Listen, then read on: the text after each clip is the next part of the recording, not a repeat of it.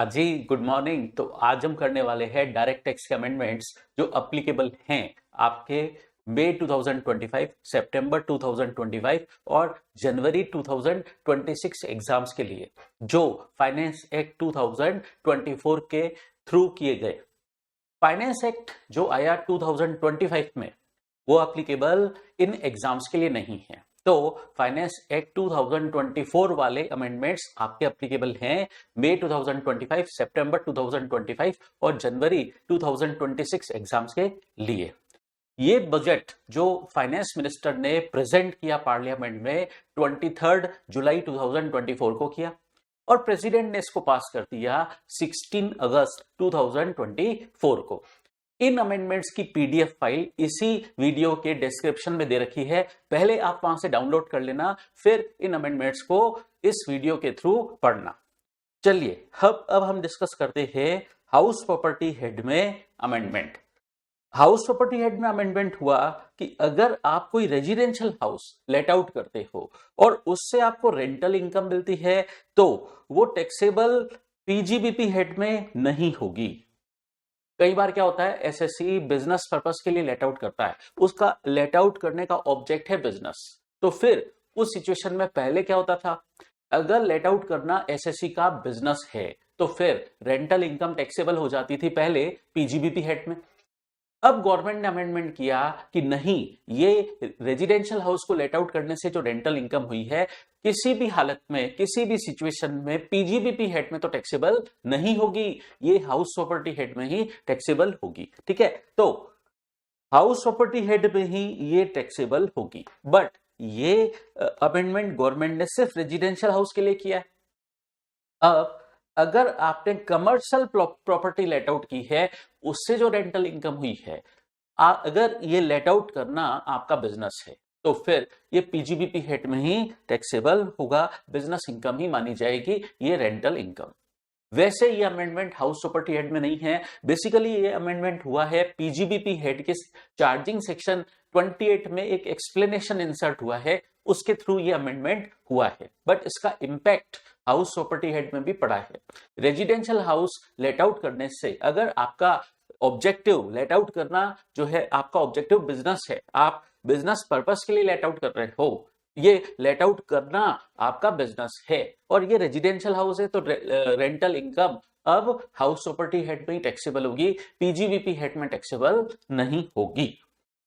अब ये तो था आपका हाउस प्रॉपर्टी हेड का अमेंडमेंट। अब सैलरी हेड में अमेंडमेंट, हालांकि ये अमेंडमेंट जो है वो पहले ही ऑलरेडी हो चुका था, पिछले साल ही हो चुका था, प्रीवियस ईयर 23-24 के लिए। ठीक है, अब ये जो अमेंडमेंट है हाउसिंग परक्यूजिट का, आपको याद हो अगर प्रीवियस ईयर आपका 23-24 है और असेसमेंट ईयर 24-25 था, तो उसके लिए आपने 31 अगस्त 2023 तक मतलब 5 महीने आपने पुराना प्रोविजन लगाया था और एक अमेंडमेंट, ये जो इफेक्टिव हुआ है अमेंडमेंट 1 सितंबर 2023 से हो गया था। तो अभी एग्जाम में आपके प्रीवियस ईयर 24-25 है जिसका असेसमेंट ईयर 2025-26 है।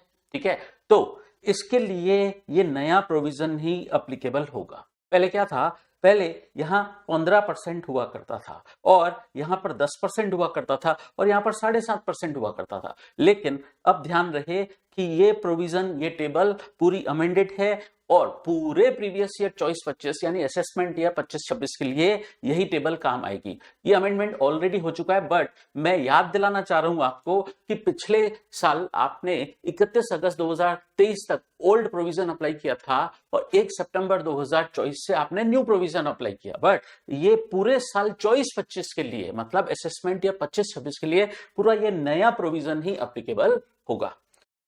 वैसे ये प्रोविजन अमेंडमेंट जो हुआ वो पुराना था। अब इस साल के लिए जो आपका एप्लीकेबल अमेंडमेंट है वो स्टैंडर्ड डिडक्शन का है, मतलब सेक्शन 16 क्लॉज 1A के लिए। आपको स्टैंडर्ड डिडक्शन सैलरी हेड में कितना मिलता था, मैक्सिमम 50,000 लेकिन डिफॉल्ट टैक्स रेजिम अगर एप्लीकेबल हो रही है, एसएससी डिफॉल्ट टैक्स रेजिम से ऑप्ट आउट नहीं कर रहा, तो उस पर default tax regime by default लगती है, तो उस सिचुएशन में उसको स्टैंडर्ड डिडक्शन मैक्सिमम 75,000 का मिलेगा। हाँ, ओल्ड टैक्स रेजिम में अगर वो ऑप्ट करता है तो फिर उस सिचुएशन में स्टैंडर्ड डिडक्शन 50,000 ही रहेगा, और न्यू टैक्स रेजिम मतलब डिफॉल्ट टैक्स रेजिम में उसको सैलरी हेड में डिडक्शन 75,000 ही मिलेगा। ये अमेंडमेंट हो गया। क्या अमेंडमेंट हुआ कि new tax regime default tax regime में स्टैंडर्ड डिडक्शन की लिमिट मैक्सिमम 75,000 हो गई है। अब बात करते हैं हम कैपिटल गेन हेड के अमेंडमेंट्स की। तो कैपिटल गेन हेड में एक अमेंडमेंट हुआ। पहले हम सेक्शन 47 पढ़ते थे। सेक्शन 47 में हम पढ़ते थे कुछ सिचुएशन में ट्रांसफर को ट्रांसफर नहीं माना जाता है, इसका मतलब कैपिटल एसेट ट्रांसफर नहीं हुई, हालांकि एक्चुअल में ट्रांसफर हुई लेकिन माना नहीं जाएगा कि वो ट्रांसफर हुई, मतलब ट्रांसफर एक्सक्लूड। कुछ सिचुएशन में उसे ट्रांसफर ही नहीं माना जाएगा, तो कैपिटल गेन हेड भी एप्लीकेबल नहीं होगा। आपने पढ़ा होगा सेक्शन 47 में कि अगर कोई पर्सन गिफ्ट, विल, इनहेरिटेंस और इरिवोकेबल ट्रस्ट के थ्रू ट्रांसफर करता है, गिफ्ट में देता है किसी को कोई एसेट, या विल में देता है, या इनहेरिटेंस में देता है, तो उस ट्रांसफर को ट्रांसफर नहीं माना जाता है। ये प्रोविजन पहले ऑल एसएससीज पर एप्लीकेबल था। तो कंपनीज वगैरह भी क्या करती थी, किसी दूसरे पर्सन को गिफ्ट दे देती थी, तो वो एसेट ट्रांसफर तो हुई लेकिन कंपनी वगैरह पर भी कैपिटल गेन टैक्स नहीं लगता था। वो भी क्या बोलती थी कि ये सिचुएशन ट्रांसफर एक्सक्लूड में कवर्ड है। हालांकि हमने एसेट गिफ्ट में ट्रांसफर कर दिए दूसरे पर्सन को, लेकिन फिर भी इसे ट्रांसफर नहीं माना जाएगा और कैपिटल गेन टैक्स नहीं लगेगा। तो इस प्रोविजन का फायदा पहले एनी पर्सन को मिल जाता था। अब गवर्नमेंट ने अमेंडमेंट किया कि ये बेनिफिट सिर्फ इंडिविजुअल एचएफ को ही मिलेगा, मतलब इंडिविजुअल एचएफ ही अगर कोई कैपिटल एसेट ट्रांसफर करे by way of gift, will, inheritance और इरिवोकेबल ट्रस्ट के थ्रू, तो उनके लिए ही ये ट्रांसफर नहीं माना जाएगा। ये सिचुएशन ट्रांसफर एक्सक्लूड में लिख दी गई है और उन पर कैपिटल गेन टैक्स नहीं लगेगा। मतलब अब ये बेनिफिट सिर्फ और सिर्फ इंडिविजुअल और एचएफ को ही मिलेगा। कंपनी वगैरह को इस सिचुएशन में ट्रांसफर कर रहे हैं अगर वो by way of gift, will वगैरह के थ्रू, तो उस सिचुएशन में उनको ये कैपिटल गेन टैक्सेबल हो जाएगा। ठीक है, तो पहला ये अमेंडमेंट हुआ हमारे कैपिटल गेन हेड में। याद रखिए कि कैपिटल गेन हेड में खूब सारे अमेंडमेंट हुए हैं, हम ज्यादा अमेंडमेंट कैपिटल गेन हेड में ही हुए हैं। अब बात करते हैं हम कैपिटल गेन हेड का अमेंडमेंट। अगला अमेंडमेंट, क्या आपने पढ़ रखा है कि 5 आपकी चार स्पेसिफाइड एसेट के लिए holding period up to 12 months तक हो तो उससे शॉर्ट टर्म कैपिटल एसेट माना जाता है और उसको ट्रांसफर करने से शॉर्ट टर्म कैपिटल गेन होता है। और अगर उनका holding period more than 12 months हो तो उस सिचुएशन में उनको लॉन्ग टर्म कैपिटल एसेट माना जाता है और उनको ट्रांसफर करने से लॉन्ग टर्म कैपिटल गेन होता है। ठीक है, ये 4 एसेट्स जो हैं इन पर 12 मंथ्स का ही क्राइटेरिया लगेगा होल्डिंग पीरियड के लिए, शॉर्ट टर्म और लॉन्ग टर्म को डिसाइड करने के लिए। ये पहले भी प्रोविजन था और अमेंडमेंट के बाद भी इन 4 एसेट्स के लिए पोजीशन नहीं बदली है, सेम ही है।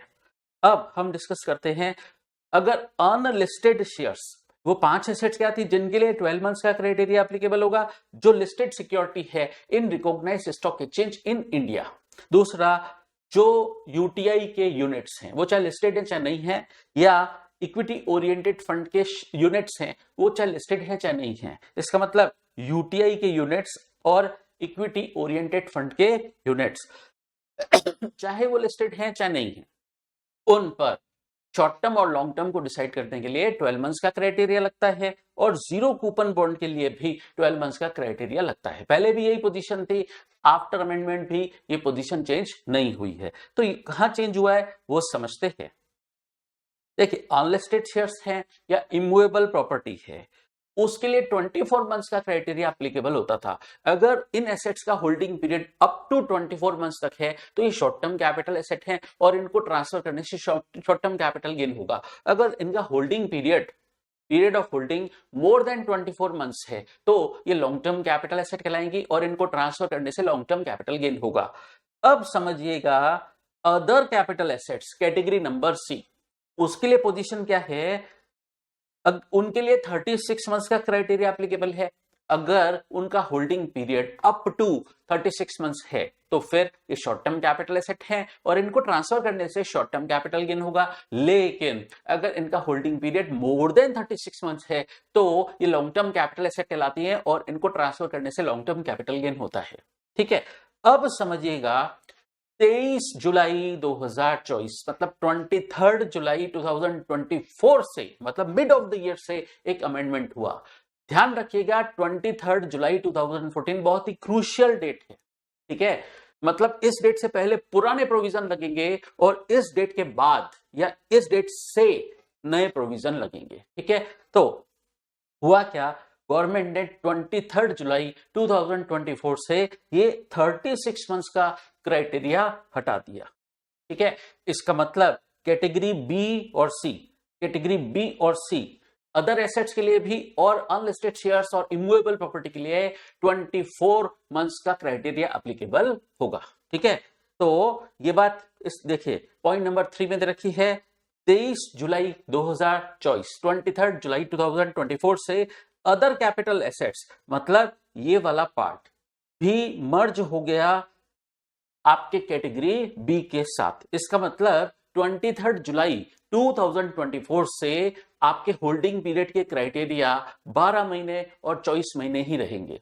36 महीने वाला क्राइटेरिया 23 जुलाई 2024 से हटा दिया गया है। ठीक है, तो अब कोई एसेट अगर आप ट्रांसफर करते हो अदर वाली, मतलब ये अदर कैपिटल एसेट आपका कैटेगरी नंबर सी में जो कैपिटल एसेट फॉल कर रही हैं, अगर वो ट्रांसफर कर देते हो आप, जिनकी डेट ऑफ ट्रांसफर, जिनकी ट्रांसफर करने की डेट अगर बिफोर 23 जुलाई 2024 है, 23 जुलाई 2024 से पहले है, तो उनके लिए 36 मंथ्स वाला क्राइटेरिया ही लगेगा, ओल्ड प्रोविजन ही लगेगा। लेकिन अगर उनकी डीओटी अगर ऑन और आफ्टर 23 जुलाई 2024 है तो उनके लिए 24 मंथ्स का क्राइटेरिया एप्लीकेबल होगा, 36 मंथ्स वाला क्राइटेरिया फिर नहीं लगेगा। इसका मतलब अगर डीओटी डेट ऑफ ट्रांसफर पहले की है तो 36 महीने का क्राइटेरिया लगेगा उनके लिए, और अगर डीओटी ऑन और आफ्टर 23 जुलाई 2024 है तो फिर उनके लिए 24 मंथ्स का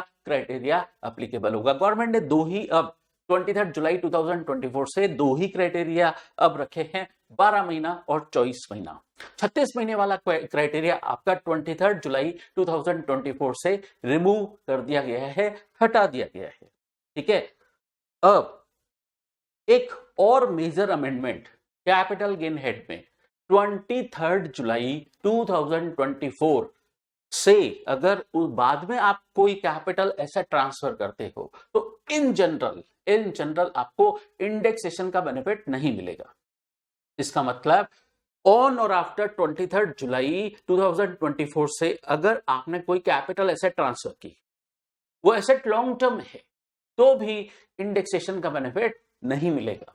कुछ एक्सेप्शंस हम पढ़ेंगे, इमूवेबल प्रॉपर्टी के लिए इंडेक्सेशन का बेनिफिट मिलेगा बट वो ऑप्शनल है। ठीक है, तो सबसे मेजर अमेंडमेंट इंडेक्सेशन का बेनिफिट अब 23 जुलाई 2024 से हटा दिया गया है। तो अगर आपने कोई कैपिटल एसेट ट्रांसफर की है 23 जुलाई 2024 से पहले तो आपको इंडेक्सेशन का बेनिफिट मिलेगा, लेकिन अगर वो एसेट आपने ट्रांसफर की है ऑन और आफ्टर 23 जुलाई 2024 तो आपको इंडेक्सेशन का बेनिफिट इन जनरल तो नहीं मिलेगा। ठीक है, बट कुछ एक्सेप्शनल सिचुएशन में हम देखेंगे मिलेगा। चलिए, तो इन जनरल तो आप ये समझिए इंडेक्सेशन हट गया है 23 जुलाई 2024 से, और इसके लिए हम डिसाइड क्या देखेंगे, डीओटी डेट ऑफ ट्रांसफर। अगर 23 जुलाई 2024 से पहले की डीओटी है इंडेक्सेशन का बेनिफिट मिलेगा, और अगर डीओटी ऑन और आफ्टर डेट ऑफ ट्रांसफर अगर ऑन और आफ्टर 23 जुलाई 2024 है तो आपको इंडेक्सेशन का बेनिफिट नहीं मिलेगा। ठीक है, चलिए अब इंडेक्सेशन की बात हमने की और डिटेल में हम इंडेक्सेशन पर बातें करेंगे, लेकिन उससे पहले समझते हैं हम कॉस्ट इन्फ्लेशन इंडेक्स। आपका एग्जाम में प्रीवियस ईयर क्या है 2024-25 और असेसमेंट ईयर क्या है 2025-26। ठीक है, तो इसके लिए आपका कॉस्ट इन्फ्लेशन इंडेक्स एप्लीकेबल होगा 363। ठीक है, तो फाइनेंशियल ईयर मतलब प्रीवियस ईयर 24-25 के लिए इंडेक्सेशन है आपका, कॉस्ट इन्फ्लेशन इंडेक्स है 363। अब इसके बाद हम पढ़ते हैं एक बायबैक का provision. Buyback section 46A, section 46A buyback. अगर कंपनी अपने शेयर होल्डर से अपने ओन शेयर्स बायबैक कर लेती है तो बायबैक पर शेयर होल्डर को होता है कैपिटल गेन। ये पुराना प्रोविजन है सेक्शन 46A। अब उस सिचुएशन में वो कैपिटल गेन शेयर होल्डर के हैंड्स में टैक्सेबल होता है। और कैसे टैक्सेबल होता है, हम बायबैक प्राइस लेते हैं और उसमें से कॉस्ट ऑफ एक्विजिशन लेस कर देते हैं, कैपिटल गेन आ जाता है। और ये इस कैपिटल गेन का टैक्सेबिलिटी ईयर क्या होता है, जिस साल बायबैक हुआ, कंपनी ने बायबैक की शेयर्स की, उस ईयर में वो कैपिटल गेन टैक्सेबल हो जाता है अंडर सेक्शन 46A। और लेकिन ये capital gain section 10 clause 34A में एग्जेम्प्ट अगर हो गया तो फिर सेक्शन 46A में टैक्सेबल नहीं होगा। अच्छा, तो सेक्शन 10 सब सेक्शन 34A में अगर एग्जेम्प्ट हो गया ये कैपिटल गेन तो फिर ये टैक्सेबल ही नहीं होता है सेक्शन 46A में शेयर होल्डर को। ठीक है, तो क्या शेयर होल्डर को कैपिटल गेन एग्जेम्प्ट हो जाता है सेक्शन 1034A में? यस। तो बायबैक पर शेयर होल्डर को कैपिटल गेन हुआ अगर कंपनी उस पर AIT एडिशनल इनकम टैक्स पे करती है। AIT कंपनी पे करती है किस रेट से? एट द रेट ऑफ 23.296% से कंपनी उस बायबैक पर AIT पे कर देती है, एडिशनल इनकम टैक्स पे कर देती है। तो वो कंपनी ने पे कर दिया ना AIT, तो ये कैपिटल गेन शेयर होल्डर के हैंड्स में एग्जेम्प्ट हो जाता है सेक्शन 1034A में। ठीक है, तो ये प्रोविजन तो पहले से है, मतलब सेक्शन 46, अगर सेक्शन 1034A में ये कैपिटल गेन एग्जेम्प्ट हो गया तो सेक्शन 46A में ये कैपिटल गेन शेयर होल्डर को एग्जेम्प्ट नहीं होगा। और ये डिपेंड किस पे करता है, अगर वो जो कंपनी है डोमेस्टिक कंपनी है तो वो उस बायबैक पर अगर AIT एडिशनल इनकम टैक्स पे कर देती है तो इधर शेयर होल्डर के लिए ये कैपिटल गेन सेक्शन 1034A में एग्जेम्प्ट हो जाता है। ठीक है, लेकिन ये प्रोविजन जो सेक्शन 1034A का एग्जम्पशन है ये सिर्फ अप्लीकेबल रहेगा 30 सितंबर 2024 तक। इसका मतलब विथ इफेक्ट फ्रॉम 1 अक्टूबर 2024 से ये सेक्शन 10 क्लॉज 34A का एग्जम्पशन जो शेयर होल्डर का कैपिटल गेन इस सेक्शन में एग्जेम्प्ट होता है, ये सेक्शन 10 क्लॉज 34A हटा दिया गया है, डिलीट कर दिया गया है 1 अक्टूबर 2024 से। ठीक है, अब इसका इफेक्ट क्या पड़ेगा? अगर बायबैक हुआ, कंपनी ने बायबैक किया 1 अक्टूबर 2024 के ऑन और आफ्टर, तो क्या इफेक्ट पड़ेगा? देखिए, पहले क्या, ये कैपिटल गेन अगर एग्जेम्प्ट नहीं है, पुरानी प्रोविजन क्या, अगर ये कैपिटल गेन शेयर कंपनी इस पर AIT पे कर देती है तो शेयर होल्डर के लिए एग्जेम्प्ट हो जाता है। ठीक है, 1 अक्टूबर 2024 से क्या अमेंडमेंट हो गया? देखिए, 1 अक्टूबर 2024 से यह अमेंडमेंट हुआ कि अब कैपिटल गेन हेड में इसका सेल कंसीडरेशन निल माना जाएगा। ठीक है, लेकिन आप कॉस्ट ऑफ एक्विजिशन लेस कर सकते हैं और इंडेक्सेशन का बेनिफिट भी ले सकते हैं अगर वो DOT 23 जुलाई 2024 से पहले है। अगर DOT date of transfer 23 July 2024 के ऑन और आफ्टर है तो आपको इंडेक्सेशन का बेनिफिट नहीं मिलेगा। ठीक है, लेकिन इंडेक्सेशन का बेनिफिट मिले चाहे नहीं मिले वो तो सिचुएशन पर डिपेंड करता है। अब यहां पर बात करते हैं कॉस्ट ऑफ एक्विजिशन का डिडक्शन मिलेगा कि नहीं। सेल कंसीडरेशन आपका निल ही माना जाएगा और कॉस्ट ऑफ एक्विजिशन आप डिडक्ट कर सकते हैं। अब इस सिचुएशन में आपके कैपिटल लॉस ही आएगा, वो लॉन्ग टर्म हो सकता है, शॉर्ट टर्म हो सकता है, बट आपके कैपिटल लॉस ही आएगा क्योंकि सेल कंसीडरेशन को निल माना जाएगा। ठीक है, ये प्रोविजन कब से आया है? 1 अक्टूबर 2024 से। इधर कैपिटल गेन हेड में आपका सेल कंसीडरेशन निल माना जाएगा, कॉस्ट का डिडक्शन देंगे तो लॉस ही आएगा। ठीक है, और वो लॉस लॉन्ग टर्म हो सकता है, शॉर्ट टर्म हो सकता है।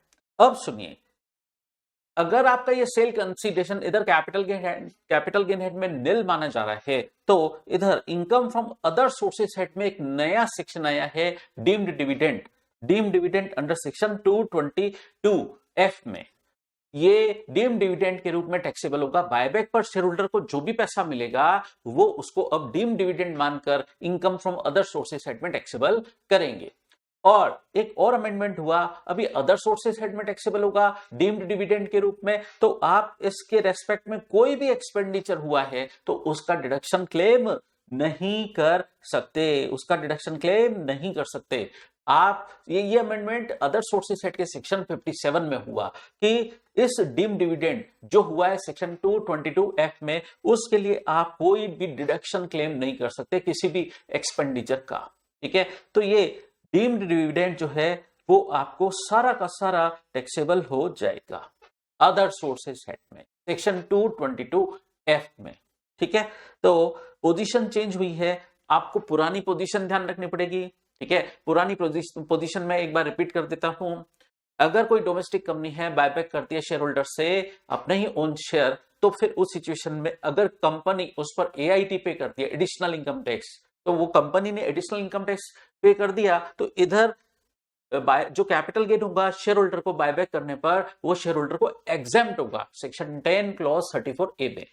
लेकिन section 10 clause 34A with effect from 1 अक्टूबर 2024 से डिलीट कर दिया गया।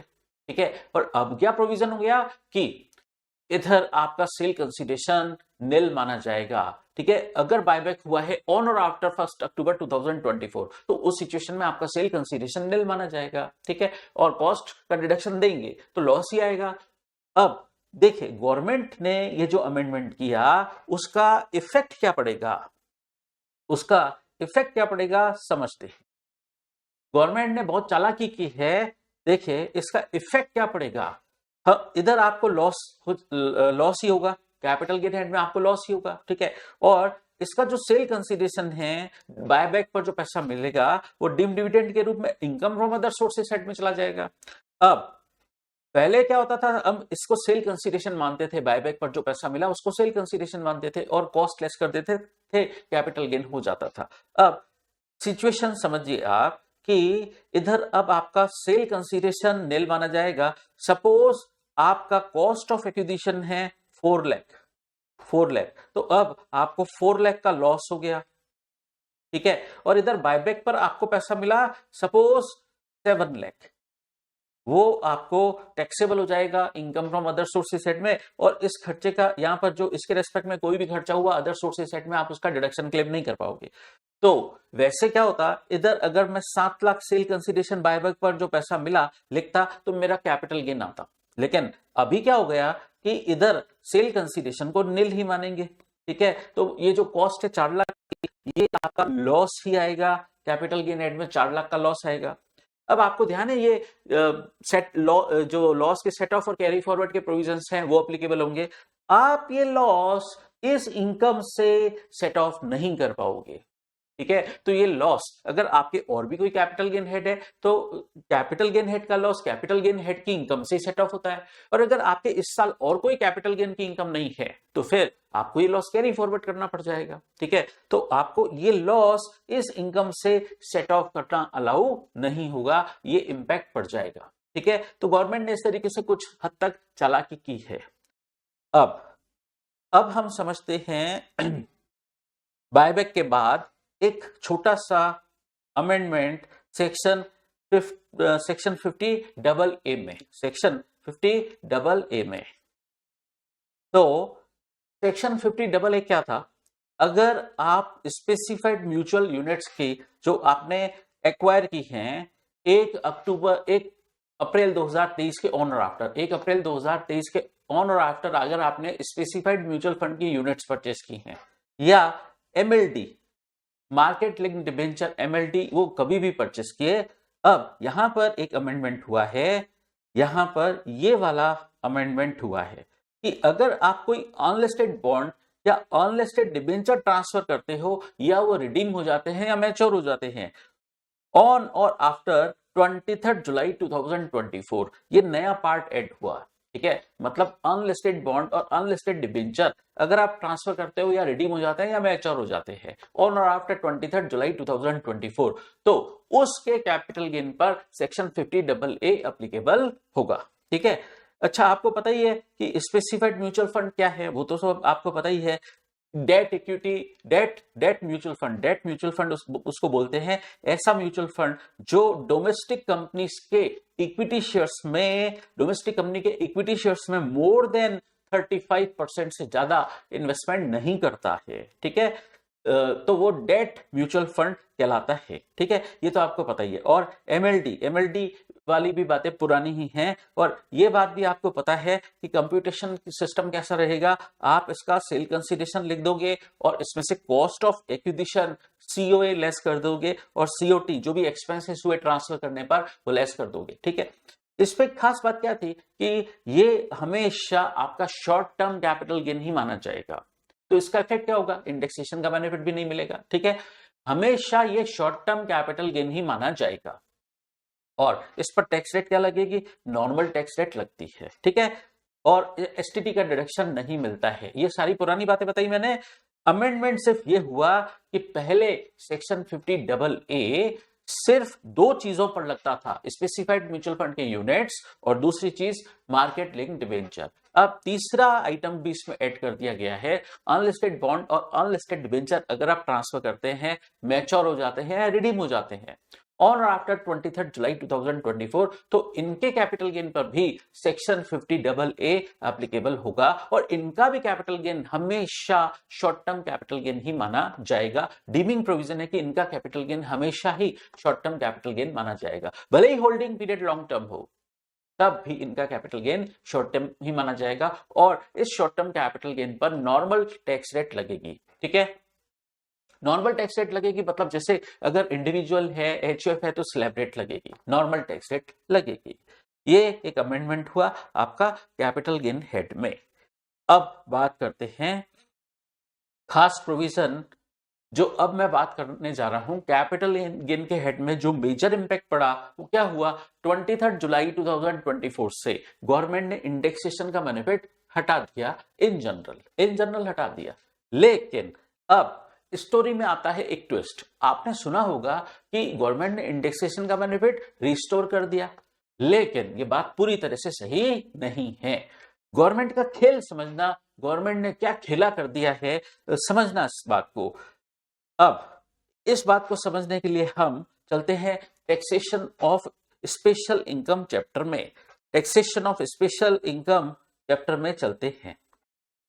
वहां पर कैपिटल गेन हेड की टैक्स रेट की बातें दे रखी है, तो हम समझते हैं इन लॉन्ग टर्म कैपिटल गेन पर टैक्स रेट क्या हो गई है, शॉर्ट टर्म कैपिटल गेन पर टैक्स रेट क्या हो गई है। देखिए ध्यान से सुनना, ये सेक्शन 111A पहले हम समझ लेते हैं। कैपिटल गेन पर टैक्स रेट्स चेंज हो गई है, वो समझते हैं पहले। आपको पता है कि अगर आप तीन एसेट ट्रांसफर करते हो, equity shares of a company, units of equity oriented fund और यूनिट्स ऑफ बिजनेस ट्रस्ट, और उस पर आपको शॉर्ट टर्म कैपिटल गेन होता है, और ये short term capital gain STT suffered है, इसको ट्रांसफर करने पर आपको सिक्योरिटीज ट्रांजेक्शन टैक्स लगा था, तो ये कैपिटल गेन आपको टैक्सेबल होता है, ये शॉर्ट टर्म कैपिटल गेन आपको टैक्सेबल होता है सेक्शन 111A में। ठीक है, इस पर टैक्स रेट चेंज हो गई है। क्या, अगर ये कैपिटल एसेट आपने ट्रांसफर की हैं बिफोर 23 जुलाई 2024, तो इस पर पुरानी टैक्स रेट लगेगी। पुरानी टैक्स रेट क्या थी, 15%। ठीक है, तो पुरानी टैक्स रेट अगर डीओटी आपकी 23 जुलाई 2024 से पहले की है, तो पुरानी टैक्स रेट ही लगेगी कितनी, 15%। अब बात सुनिए, अगर इन तीन एसेट्स की डीओटी ऑन और आफ्टर, मतलब ट्रांसफर करने की डेट ऑफ ट्रांसफर ऑन और आफ्टर 23 जुलाई 2024 है, तो उस सिचुएशन में गवर्नमेंट ने टैक्स बढ़ा दिया है, 15% से कितना कर दिया, 20%। ठीक है, 20%। तो टैक्स रेट बढ़ गई है, टैक्स रेट बढ़ गई है। कब से, विथ इफेक्ट फ्रॉम 23 जुलाई 2024 से। तो सेक्शन 111A जो शेयर मार्केट वाला आपका कैपिटल गेन होता है इन तीन एसेट्स पर, equity shares of a company, units of equity oriented fund और यूनिट्स ऑफ बिजनेस ट्रस्ट, उस पर जो शॉर्ट टर्म कैपिटल गेन हुआ जो कवर्ड बाय सेक्शन 111A है, उस पर टैक्स रेट 23 जुलाई 2024 से पहले अगर ट्रांसफर की है आपने ये एसेट, तो पुरानी टैक्स रेट लगेगी 15%, और अगर आपने इन एसेट्स को ट्रांसफर किया है ऑन और आफ्टर 23 जुलाई 2024, तो फिर इस पर आप पर टैक्स रेट लगेगी 20%। ठीक है, ये अमेंडमेंट हुआ सेक्शन 111A में। फिर सेक्शन 112 में जो आपका अदर देन लिस्टेड शेयर्स वगैरह होते हैं, उसका कैपिटल गेन, जैसे इमूवेबल प्रॉपर्टी आपने ट्रांसफर की, ज्वेलरी ट्रांसफर की, ठीक है, और वो लॉन्ग टर्म है, तो उस पर टैक्स रेट का सेक्शन क्या है, सेक्शन 112। तो इस पर आपके टैक्स रेट चेंज हो गई है। पुरानी टैक्स रेट क्या थी, अगर इन एसेट्स की DOT, date of transfer 23 July 2024 से पहले की है, तो इस पर टैक्स रेट क्या थे, 20%। अब अगर ये डीओटी 23 जुलाई 2024 के बाद की है, उसके ऑन और आफ्टर है, तो फिर इस लॉन्ग टर्म कैपिटल गेन पर टैक्स रेट गवर्नमेंट ने रिड्यूस की है 12.5%। ठीक है, मतलब पहले 20% थी, अब कर दिया 12.5%। ठीक है, अब आपको पता ही है इन इनकम पर आपको कोई भी डिडक्शन अलाउ नहीं होता है चैप्टर 6A का, वो बात तो है ही है। अब एक खास बात बताते हैं आपको कि गवर्नमेंट ने जो अमेंडमेंट किया है, आपने सुना कि गवर्नमेंट ने इंडेक्सेशन का बेनिफिट रिस्टोर कर दिया। ठीक है, इंडेक्सेशन का बेनिफिट रिस्टोर कर दिया, जैसे कोई पर्सन इमूवेबल प्रॉपर्टी ट्रांसफर करता है, पहले इंडेक्सेशन का बेनिफिट था अगर उस एसेट की date of transfer before 23 July 2024 हो, तो इंडेक्सेशन का बेनिफिट आज भी है। लेकिन with effect from 23 July 2024 indexation का बेनिफिट हटा दिया, एक बार तो हटा दिया। और कई लोग सोचते हैं कि ये रिस्टोर हो गया, लेकिन पूरी तरह से रिस्टोर नहीं हुआ है, और मैं इसको रिस्टोर होना भी नहीं बोलूंगा। ठीक है, कैसे, बात को ढंग से समझना, सुनिए। गवर्नमेंट ने इंडेक्सेशन रिस्टोर अगर करना था तो कैपिटल गेन चैप्टर में करते, लेकिन वो इंडेक्सेशन रिस्टोर उन्होंने कैपिटल गेन चैप्टर में नहीं किया। ठीक है, गवर्नमेंट ने बोला कि इंडेक्सेशन नहीं है, 23 जुलाई 2024 से इंडेक्सेशन है ही नहीं, लेकिन आप चाहो तो उसका टैक्स कैलकुलेट करते वक्त इंडेक्स करा के टैक्स आपको पे करना है, या बगैर इंडेक्सेशन किए टैक्स पे करना है। मतलब ये ऑप्शन गवर्नमेंट दे रही है एक आपको कि आप इंडेक्सेशन कर सकते हो, नहीं भी करो, आपको ऑप्शन दे रही है। तो इंडेक्सेशन अब हम बोले ऑप्शनल हो गया है, वैसे ये लैंग्वेज भी गलत है, लेकिन एक बार हम इस लैंग्वेज को बोलते हैं कि इंडेक्सेशन ऑप्शनल हो गया। लेकिन वो कैपिटल गेन हेड में इंडेक्सेशन नहीं होगा, इसका मतलब टोटल इनकम कंप्यूट करते वक्त आपको इंडेक्सेशन करना ही नहीं है। ध्यान से सुनो, मैंने क्या बोला, कैपिटल गेन इनकम मतलब कैपिटल गेन हेड में जब आप कैपिटल गेन कैलकुलेट कर रहे हो तब आपको इंडेक्सेशन करना ही नहीं है। आप इंडेक्सेशन कब करोगे, जब टैक्स कैलकुलेट करोगे। जब टैक्स कैलकुलेट करने बैठोगे, टोटल इनकम आ जाती है, उसके बाद हम टैक्स कैलकुलेट करते हैं ना, तो जब आप टैक्स की कैलकुलेशन करोगे, एट दैट टाइम गवर्नमेंट आपको ऑप्शन दे रही है। तो ये टैक्स रेट क्या होगी समझते हैं, और इंडेक्सेशन कैसे रिस्टोर हुआ है वो भी समझते हैं। इंडेक्सेशन अब सिर्फ रेजिडेंट इंडिविजुअल, रेजिडेंट एचयूएफ को ही मिलेगा। ठीक है, अदर एसएससी इंडेक्सेशन का बेनिफिट ले ही नहीं सकते, एक बात। दूसरी बात, इंडेक्सेशन का बेनिफिट तभी मिलेगा जब आपकी वो ट्रांसफर्ड एसेट इमूवेबल प्रॉपर्टी हो, शेयर्स वगैरह पर नहीं। इमूवेबल प्रॉपर्टी है, लैंड बिल्डिंग है, तो ही आप इंडेक्सेशन का बेनिफिट ले सकते हो। हाँ, वो इमूवेबल प्रॉपर्टी कोई कैसी भी हो, रेजिडेंशियल हो, कमर्शियल हो, कैसी भी हो, और वो एसेट आपने खरीदी है बिफोर 23 जुलाई 2024, तो आपको इंडेक्सेशन का बेनिफिट मिलेगा। और वो एसेट अगर आप ट्रांसफर कर रहे हो ऑन और आफ्टर 23 जुलाई 2024, तो आपको इंडेक्सेशन का बेनिफिट मिलेगा। ये 4 कंडीशन फुलफिल होनी चाहिए। अब एक बात सुनिए, कोई पर्सन अगर कोई एसेट एक्वायर ही 23 जुलाई 2024 के बाद करता है, ठीक है, और वो मान लीजिए 5 साल बाद उसको बेचता है, तो उसको इंडेक्सेशन का बेनिफिट नहीं मिलेगा। ठीक है, क्योंकि उसने, गवर्नमेंट ने, फाइनेंस मिनिस्टर क्या बोल रही हैं अभी कि हमने 23 जुलाई 2024 से इंडेक्सेशन हटा दिया, आपको पता नहीं है क्या, हमने हटा दिया है। ठीक है, तो अगर कोई एसेट आप 23 जुलाई 2024 के बाद खरीद रहे हो, फिर उसको बेच रहे हो, तो फिर आपको इंडेक्सेशन का बेनिफिट है ही नहीं। ठीक है, तो पहली कंडीशन क्या कि वो एसेट आपकी 23 जुलाई 2024 से पहले की एक्वायर्ड होनी चाहिए। ठीक है, और ट्रांसफर कब हो रही है, ऑन और आफ्टर 23 जुलाई 2024।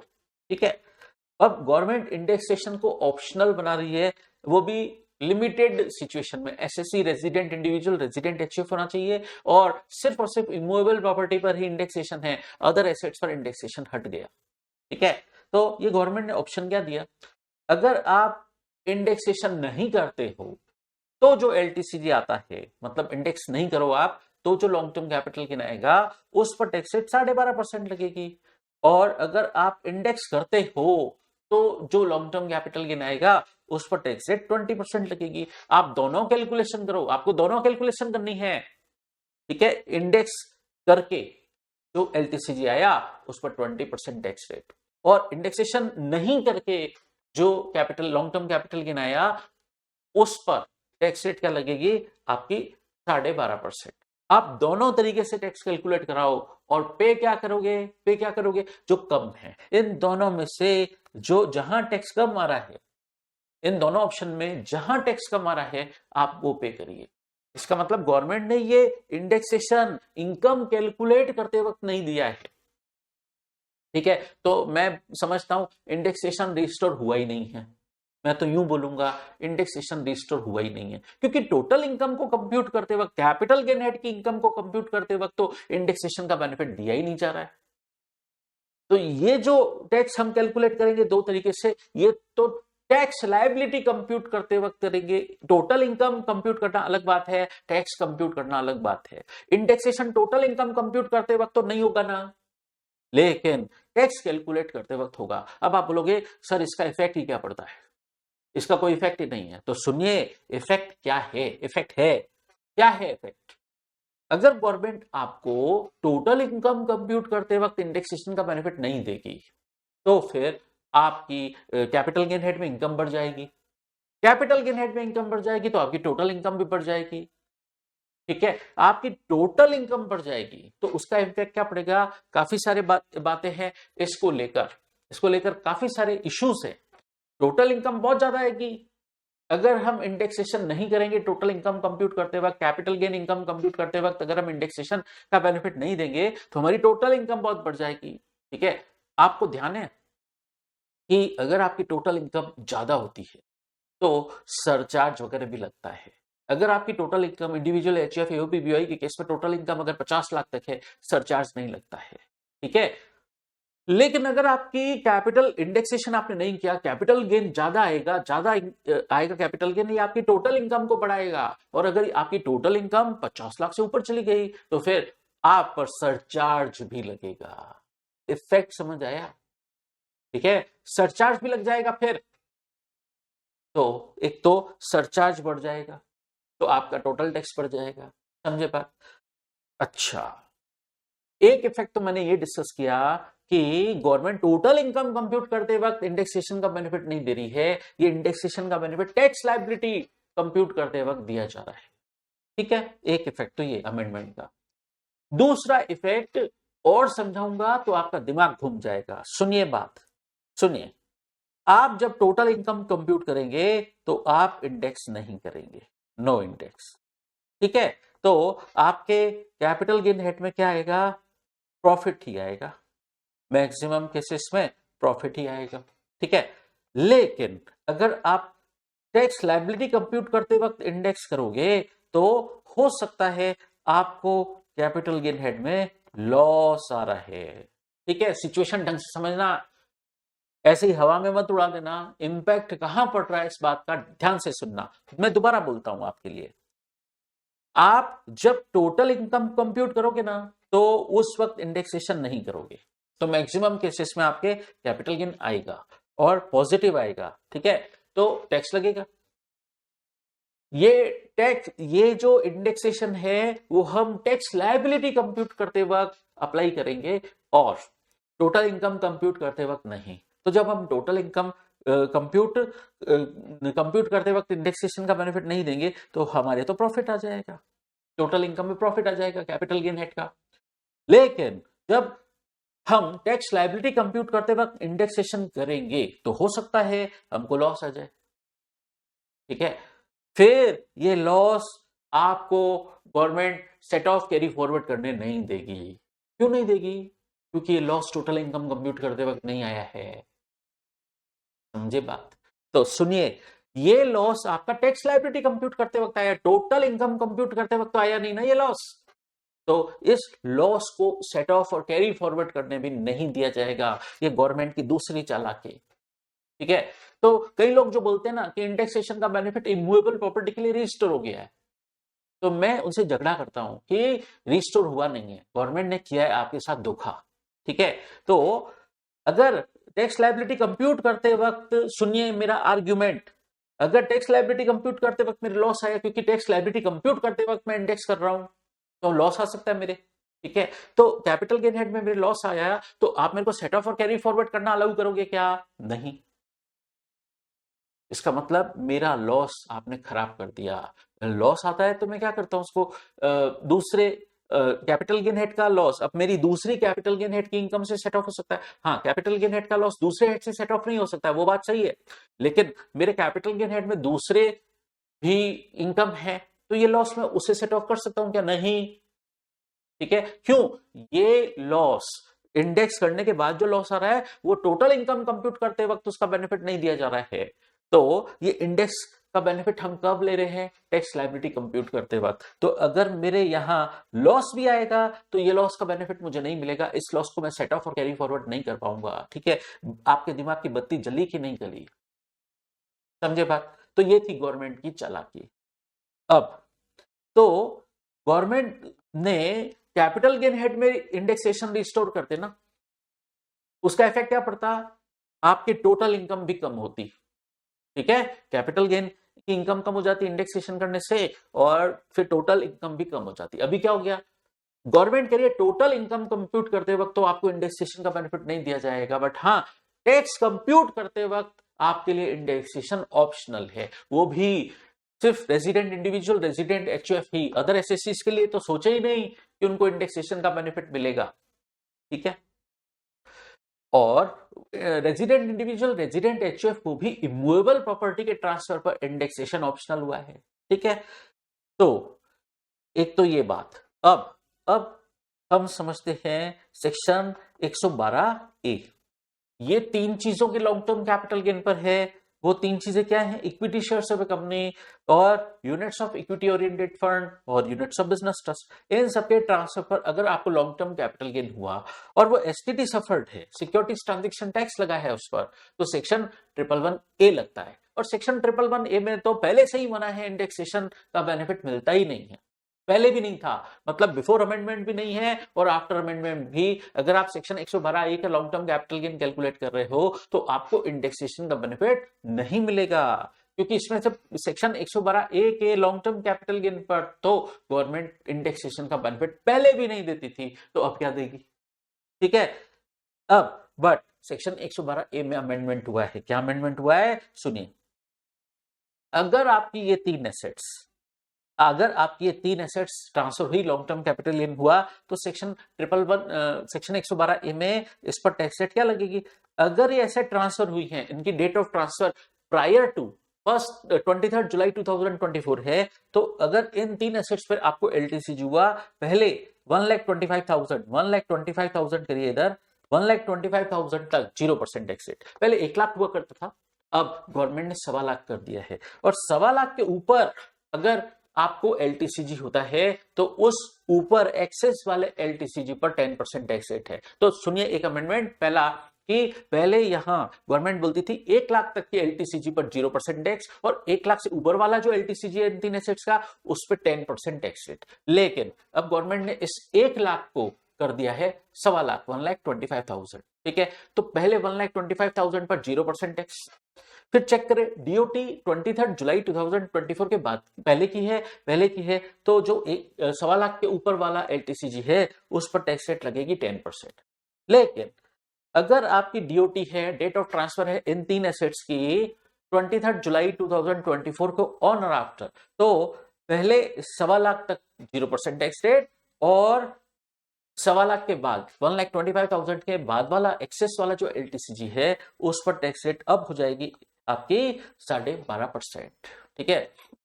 तो मान लीजिए ये तीन एसेट्स, कुछ आपने बेची 23 जुलाई 2024 से पहले और कुछ बेची बाद में, ठीक है, तो क्या दोनों के लिए 1,25,000 अलग अलग मिलेगा? नहीं।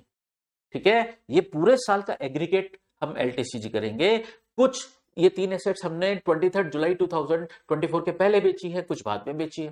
ठीक है, तो पहले और बाद का दोनों का जो एलटीसीजी है, दोनों एलटीसीजी हम कंबाइन कर देंगे और 1,25,000 तक उन पर 0% टैक्स लगेगा, और जो एलटीसीजी 1,25,000 से ऊपर है, एक्सीडिंग है, उस पर टैक्स रेट क्या लगेगी? 10% लगेगी या 12.5% लगेगी। तो ये बात समझना आप। यहां पर भी एक टेक्निकल इश्यू है, ढंग से समझना। ठीक है, तो मेरा एग्जांपल सुनिए। जैसे आपने, मैं एलटीसीजी सेक्शन 112A की बात कर रहा हूं। इसमें क्या हो गया, जो एसेट मान लीजिए मैंने 23 जुलाई 2024 को बेची, ठीक है, मेरे को हुआ 4 लाख का कैपिटल गेन, 4 लाख। ठीक है, और कुछ एसेट्स मैंने बेची 23 जुलाई 2024 के बाद, मतलब जैसे फॉर एग्जांपल 25 सितंबर 2024 को, तब मेरे को हुआ 3 लाख का कैपिटल गेन। ठीक है, अब मैं क्या करूं, देखिए यहां 10% टैक्स रेट है और यहां 12.5% टैक्स रेट।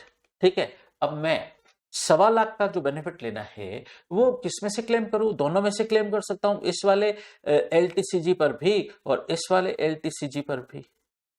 मतलब 4 लाख वाला जो एलटीसीजी है उस पर भी क्लेम कर सकता हूं मैं, 1.25 लाख लेस करूं, और 2 लाख में से भी। लेकिन मुझे दिख नहीं रहा है क्या कि यहां टैक्स रेट ज्यादा है, तो मैं जो 1.25 लाख का बेनिफिट लूंगा कि 1.25 लाख तक 0% टैक्स लगता है, उसको मैं यहां लेस करूंगा। समझे बात?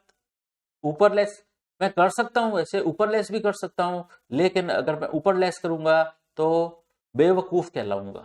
समझे बात? बेवकूफी होगी ये। 1.25 लाख हमको किस में से कम करना चाहिए? ऐसे एलटीसीजी पर जिस पर टैक्स रेट ज्यादा है। समझे बात? तो मैं 1.25 लाख इसमें से लेस करूंगा, फिर 4 लाख पे 10% टैक्स कैलकुलेट हो जाएगा, और 3 लाख में से 1.25 लाख कम होके जो भी एलटीसीजी आ रहा है उस पे 12.5% टैक्स लगाऊंगा। ठीक है, तो यहां पर इस तरीके से चेंज हुआ है। अब बात करते हैं एलटीसीजी के। इसके बाद टैक्सेशन ऑफ टोटल इनकम समझने के बाद देखो, टैक्स रेट के हमने 3 सेक्शन समझे, section 111A, section 112, section 112A, 3 section समझे। अब बात करते हैं हम ये टैक्सेशन ऑफ स्पेशल इनकम मतलब कैपिटल गेन पर टैक्स रेट के हमने सेक्शन समझे। अब बात करते हैं हम पीजीबीपी हेड के अमेंडमेंट्स की। आ जाइए, पीजीबीपी हेड के अमेंडमेंट हम देखते हैं। पीजीबीपी हेड में कुछ छोटे से अमेंडमेंट हुए हैं, वो समझ लेते हैं। आ जाइए, पीजीबीपी हेड में चार्जिंग सेक्शन 28 है। पीजीबीपी हेड में आपके चार्जिंग सेक्शन 28 है, उसमें अमेंडमेंट हुआ। वो वाला अमेंडमेंट हम ऑलरेडी हाउस प्रॉपर्टी हेड में समझ चुके हैं, बट मैं जस्ट उसको रिपीट करता हूं। क्या वो वाला जो अमेंडमेंट हमने हाउस प्रॉपर्टी हेड में डिस्कस किया, बेसिकली वो पीजीबीपी हेड का अमेंडमेंट है। पीजीबीपी हेड के चार्जिंग सेक्शन 28 में एक्सप्लेनेशन 3 इंसर्ट हुआ। इसमें बोला गया कि अगर आपको रेजिडेंशियल हाउस लेट आउट करने से जो रेंटल इनकम हुई है, अगर ये लेट आउट करना आपका बिजनेस पर्पज से है, आप अपने बिजनेस, ये लेट आउट करना आपकी बिजनेस एक्टिविटी है, ठीक है, तो उस सिचुएशन में जो रेंटल इनकम होगी, वो रेंटल इनकम आप बोलते थे पहले कि मेरा बिजनेस पर्पज से मैं लेट आउट कर रहा हूं, ये लेट आउट करना ही मेरा बिजनेस है, तो इस रेंटल इनकम को पीजीबीपी हेड में पहले टैक्सेबल करवा देते थे। अब गवर्नमेंट ने स्ट्रिक्टली मना कर दिया कि ये रेंटल इनकम आपके पीजीबीपी हेड में टैक्सेबल होगी नहीं, ये आपके हाउस प्रॉपर्टी हेड में ही टैक्सेबल होगी। लेकिन गवर्नमेंट ने अमेंडमेंट सिर्फ रेजिडेंशियल प्रॉपर्टी के लिए किया है। तो अगर कोई कमर्शियल प्रॉपर्टी है आपकी, आप उसको लेट आउट करते हो, ठीक है, उससे आपको रेंटल इनकम मिलती है, और ये लेट आउट करना अगर आपका बिजनेस है तो स्टिल आप इस रेंटल इनकम को पीजीबीपी हेड में टैक्सेबल कर सकते हो। ठीक है, चलिए, एक अमेंडमेंट तो हुआ ये पीजीबीपी हेड में। दूसरा अमेंडमेंट बात करते हैं सेक्शन 36 सबसेक्शन 1 क्लॉज 4A। इसमें अगर आप एक एम्प्लॉयर अपने एम्प्लॉय के लिए एनपीएस, नोटिफाइड पेंशन स्कीम या नेशनल पेंशन स्कीम भी बोलते हैं कई लोग, तो उसमें अगर एक एम्प्लॉयर अपने एम्प्लॉय के बेनिफिट के लिए कंट्रीब्यूशन करता है, तो एम्प्लॉयर को पीजीबीपी हेड में इस एक्सपेंडिचर का डिडक्शन मिलता है। ठीक है, तो वो डिडक्शन पहले कितना था, वो मैक्सिमम लिमिट थी। एम्प्लॉयर को मैक्सिमम लिमिट के हिसाब से डिडक्शन मिलता था कि एम्प्लॉय की रेलेवेंट सैलरी का पहले क्या था, इधर 10%, पहले इधर 10% था, अब क्या हो गया 14%। समझे बात? तो मैक्सिमम लिमिट पहले 10% थी, रेलेवेंट सैलरी का 10%, लेकिन अब क्या हो गया, रेलेवेंट सैलरी का 14%। मैक्सिमम एम्प्लॉयर को ये लिमिट है 14%, रेलेवेंट सैलरी का 14% ज्यादा से ज्यादा। अगर एम्प्लॉयर एम्प्लॉय के लिए रेलेवेंट एनपीएस में कंट्रीब्यूशन करता है तो उस एम्प्लॉय की जो रेलेवेंट सैलरी है उसका मैक्सिमम 14% डिडक्शन मिलेगा। 10% की जगह 14% हो गया है। और यहाँ पर रेलेवेंट सैलरी का क्या मतलब है, रेलेवेंट सैलरी का मतलब है basic salary plus CDS CDP plus percentage commission on sales. ठीक है, तो बस एक छोटा सा अमेंडमेंट हुआ यहाँ पर कि 10% की जगह 14% हो गया मैक्सिमम लिमिट। अगर एक एम्प्लॉयर अपने एम्प्लॉय के लिए एनपीएस में कंट्रीब्यूशन करता है, उसकी लिमिट पहले रेलेवेंट सैलरी का 10% थी, अब 14% हो गई है। एक ये अमेंडमेंट। फिर एक एक्सप्लेनेशन इंसर्ट हुआ सेक्शन 37 सबसेक्शन 1 में। सेक्शन 37 सबसेक्शन 1 में जनरल डिडक्शन मिलते हैं, लेकिन यह एक छोटा सा अमेंडमेंट हुआ कि आपको याद है कि सेक्शन 37 सबसेक्शन 1 में एक्सप्लेनेशन 1 है कि आप कोई खर्चा करते हो ऐसे किसी पर्पस के लिए जो ऑफेंस है या जो प्रोहिबिटेड अंडर एनी लॉ है, तो वो एक्सपेंडिचर आपको अलाउ नहीं होता है। ठीक है, उसको और एलोबरेट किया कि अगर आप किसी लॉ का, वो लॉ इंडियन लॉ भी हो सकता है, फॉरेन लॉ भी हो सकता है, गवर्नमेंट नोटिफाई करेगी कौन सा लॉ, अगर आप उसका कोई कॉन्ट्रावेंशन करते हो और वो कॉन्ट्रावेंशन करने पर आपके अगेंस्ट प्रोसीडिंग्स इनिशिएट हो जाती हैं, तो उस सिचुएशन, उस प्रोसीडिंग्स को सेटल करने के लिए आप कोई खर्चा करते हो तो वो एक्सपेंडिचर आपको अलाउ नहीं होगा। समझे बात? तो आपके लिए किसी भी कानून में कोई प्रोसीडिंग्स इनिशिएट हो गई है, उसको सेटल कराने के लिए अगर आप कोई अमाउंट पे करोगे तो उस एक्सपेंडिचर का डिडक्शन आपको सेक्शन 37 सबसेक्शन 1 में नहीं मिलेगा। ठीक है, वो खर्चा आपका प्रोहिबिटेड रहेगा, अलाउ नहीं होगा। फिर एक बड़ा अमेंडमेंट हुआ है पीजीबीपी हेड के सेक्शन 40 स्मॉल बी में। आपको ध्यान है कि अगर एक पार्टनरशिप फर्म अपने पार्टनर्स को रेम्युनरेशन और इंटरेस्ट पे करती है, तो वो मैक्सिमम लिमिट उसकी हम पढ़ चुके हैं। इंटरेस्ट 12% से ज्यादा नहीं दे सकती एक पार्टनरशिप फर्म अपने पार्टनर को, कैपिटल पर चाहे लोन पर। और दूसरा, रेम्युनरेशन एक लिमिट तक अलाउ होगा, मैक्सिमम सीलिंग लिमिट गवर्नमेंट ने फिक्स की है, उसके हिसाब से रेम्युनरेशन अलाउ होता है। ठीक है, तो उसमें चेंज हो गया है। रेम्युनरेशन टू पार्टनर्स, पहले क्या था, पहले प्रोविजन था कि अगर आपका बुक लॉस है, मतलब बुक प्रॉफिट देखते हैं ना वहां पर हम, बुक प्रॉफिट जो देखते हैं कैलकुलेट वैसे ही होता है, लेकिन बुक प्रॉफिट अगर नेगेटिव है यानी लॉस है, तो पहले यहां 1.5 लाख हुआ करता था, अब 3 लाख हो गया। ठीक है, दूसरा, अगर बुक प्रॉफिट पॉजिटिव है तो पहले हम क्या करते थे, पहले 3 लाख तक का बुक प्रॉफिट लेते थे, यहां पर गवर्नमेंट ने 6 लाख कर दिया है। ठीक है, और अगर पहले जो आपका बुक प्रॉफिट है 6 लाख रुपए तक का, उस पे बुक प्रॉफिट का मतलब 6 लाख रुपए तक का जो बुक प्रॉफिट है उसका 90%, और यहां होता था 1.5 लाख, 1.5 लाख को बढ़ा के 3 लाख कर दिया।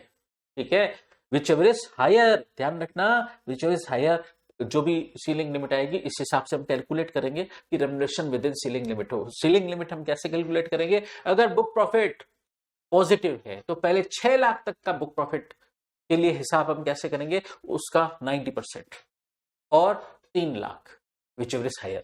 ठीक है, और जो आपका 6 लाख से ऊपर का बुक प्रॉफिट है उस पर 60%, ये क्या है आपका सीलिंग लिमिट, मतलब इस मैक्सिमम लिमिट तक ही आप पार्टनर को रेम्युनरेशन दे सकते हो। और ये मैक्सिमम सीलिंग लिमिट होती है ना, वो ओवरऑल फॉर द फर्म होती है, इंडिविजुअल पार्टनर के लिए नहीं होती है। ठीक है, मतलब सारे पार्टनर्स का मिल मिलाकर आप रेम्युनरेशन इस लिमिट के हिसाब से ही दोगे। अगर लिमिट से ज्यादा दिया रेम्युनरेशन तो वो जो एक्सेस वाला है रेम्युनरेशन, जो पार्टनरशिप फर्म ने अपने पार्टनर को दिया, जो एक्सेस वाला है वो डिसअलाउ हो जाता है। ठीक है, तो यहां लिमिट चेंज हो गई है। ठीक है, मैं दोबारा बता देता हूं, यहां पर पहले 1.5 लाख था, यहां 3 लाख था, यहां 1.5 लाख था, बट अब आप रिवाइज्ड टेबल ही ध्यान रखोगे। ठीक है, तो पीजीबीपी हेड में ये अमेंडमेंट हुए। अब बात करते हैं हम अदर सोर्सेस हेड के अमेंडमेंट की। Income from other sources head deemed dividend वाले सेक्शन 222 में सब क्लॉज एफ एड हुआ है। वो बात हम बता चुके हैं वैसे आपको कैपिटल गेन हेड में कि अगर एक कंपनी अपने ओन शेयर्स की बायबैक करती है, ठीक है, बायबैक करती है in accordance with provisions of company act, buyback करती है, तो बायबैक पर शेयर होल्डर को कंपनी से कुछ भी मिलेगा, मतलब बायबैक पर शेयर होल्डर को कंपनी से जो भी मिलेगा वो शेयर होल्डर के हेड में, अदर सोर्सेस हेड में अब डीम्ड डिविडेंड माना जाएगा ऑन और आफ्टर, अगर ये बायबैक हुआ है 1 अक्टूबर 2024 के ऑन और आफ्टर। तो बायबैक पर जो भी पैसा मिलेगा शेयर होल्डर को डीम्ड डिविडेंड के रूप में टैक्सेबल होगा सेक्शन 2 क्लॉज 22 एफ में। और एक बात सुनिए, ठीक है, और एक बात सुनिए कि जो ये 222 एफ वाला है, 222 एफ वाला है, उसके लिए हम एक्यूमुलेटेड प्रॉफिट नहीं देखेंगे। पहले क्या होता था कि deemed dividend only to the extent of accumulated profit ही माना जाएगा, ठीक है, वो बात अभी भी एप्लीकेबल है, लेकिन deemed dividend to the extent of accumulated profit ही माना जाएगा कि कंपनी के एक्यूमुलेटेड प्रॉफिट हम चेक करते थे। लेकिन 222 एफ वाले डीम्ड डिविडेंड के लिए हम कंपनी का एक्यूमुलेटेड प्रॉफिट देखेंगे ही नहीं, ठीक है। इसका मतलब बायबैक पर शेयर होल्डर को जो भी पैसा मिलेगा, ठीक है, भले कंपनी का एक्यूमुलेटेड प्रॉफिट कुछ भी हो, शेयर होल्डर को बायबैक पर जो भी पैसा मिलेगा पूरा का पूरा पैसा शेयर होल्डर को income from other sources side में डीम्ड डिविडेंड मानकर टैक्सेबल किया जाएगा। एक बात तो ये, फिर सेक्शन 57 में अमेंडमेंट हुआ कि ये जो डीम्ड डिविडेंड है ना, ये जो डीम्ड डिविडेंड है, अगर वो डीम्ड डिविडेंड 222 एफ वाला है तो आप उसके लिए कोई भी एक्सपेंडिचर लेस नहीं करोगे, मतलब पूरा का पूरा जो बायबैक पर पैसा मिला है पूरा का पूरा income from other sources side में टैक्सेबल होगा। आप उस डीम्ड डिविडेंड के कनेक्शन में कोई भी एक्सपेंडिचर लेस नहीं कर सकते, ठीक है। तो 222 एफ वाले डीम्ड डिविडेंड में से कोई भी एक्सपेंडिचर लेस करना अलाउ नहीं है। एक तो सेक्शन 57 में ये अमेंडमेंट हुआ। एक और अमेंडमेंट हुआ है क्या, अगर डिफॉल्ट टैक्स रेजिम है सेक्शन 115 बीएससी, तो उस सिचुएशन में स्टैंडर्ड डिडक्शन बढ़ाया हुआ है। देखिए, अगर ओल्ड टैक्स रेजिम है तो उसमें क्या होगा, फैमिली पेंशन मिली, फैमिली पेंशन मिली किसके, अगर कोई एम्प्लॉय था उसकी डेथ हो गई तो उसके फैमिली मेंबर को फैमिली पेंशन मिली, तो उस फैमिली मेंबर को income from other sources set में टैक्सेबल होती है। पहले क्या था, जो भी फैमिली पेंशन मिली उसका 1/3 या 15,000, 1/3 और 15,000 विचेवर इज लेस का डिडक्शन मिलता था, ठीक है। इसका मतलब मैक्सिमम 15,000 तक का डिडक्शन मिलता था उस फैमिली पेंशन पर अदर सोर्सेस सेट में। लेकिन अगर एसएससी डिफॉल्ट टैक्स रेजिम से गवर्न हो रहा है सेक्शन 115 BAC से, तो उस सिचुएशन में ये 15,000 का अब क्या कर दिया गया है 25,000। तो ओल्ड टैक्स रेजिम में तो 15,000 ही रहेगा और न्यू टैक्स रेजिम में 25,000, 1/3 और पेंशन और 25,000 विचएवर इज लेस, ठीक है। तो ये हुए आपके अदर सोर्सेस हेड के अमेंडमेंट। तो ध्यान रखना, फैमिली पेंशन के लिए अगर एसएससी डिफॉल्ट टैक्स रेजिम से गवर्न हो रहा है तो फैमिली पेंशन पर सेक्शन 57 में कितना डिडक्शन मिलेगा, फैमिली पेंशन का 1/3 और 25,000, 15,000 के बजाय 25,000 विचएवर इज लेस।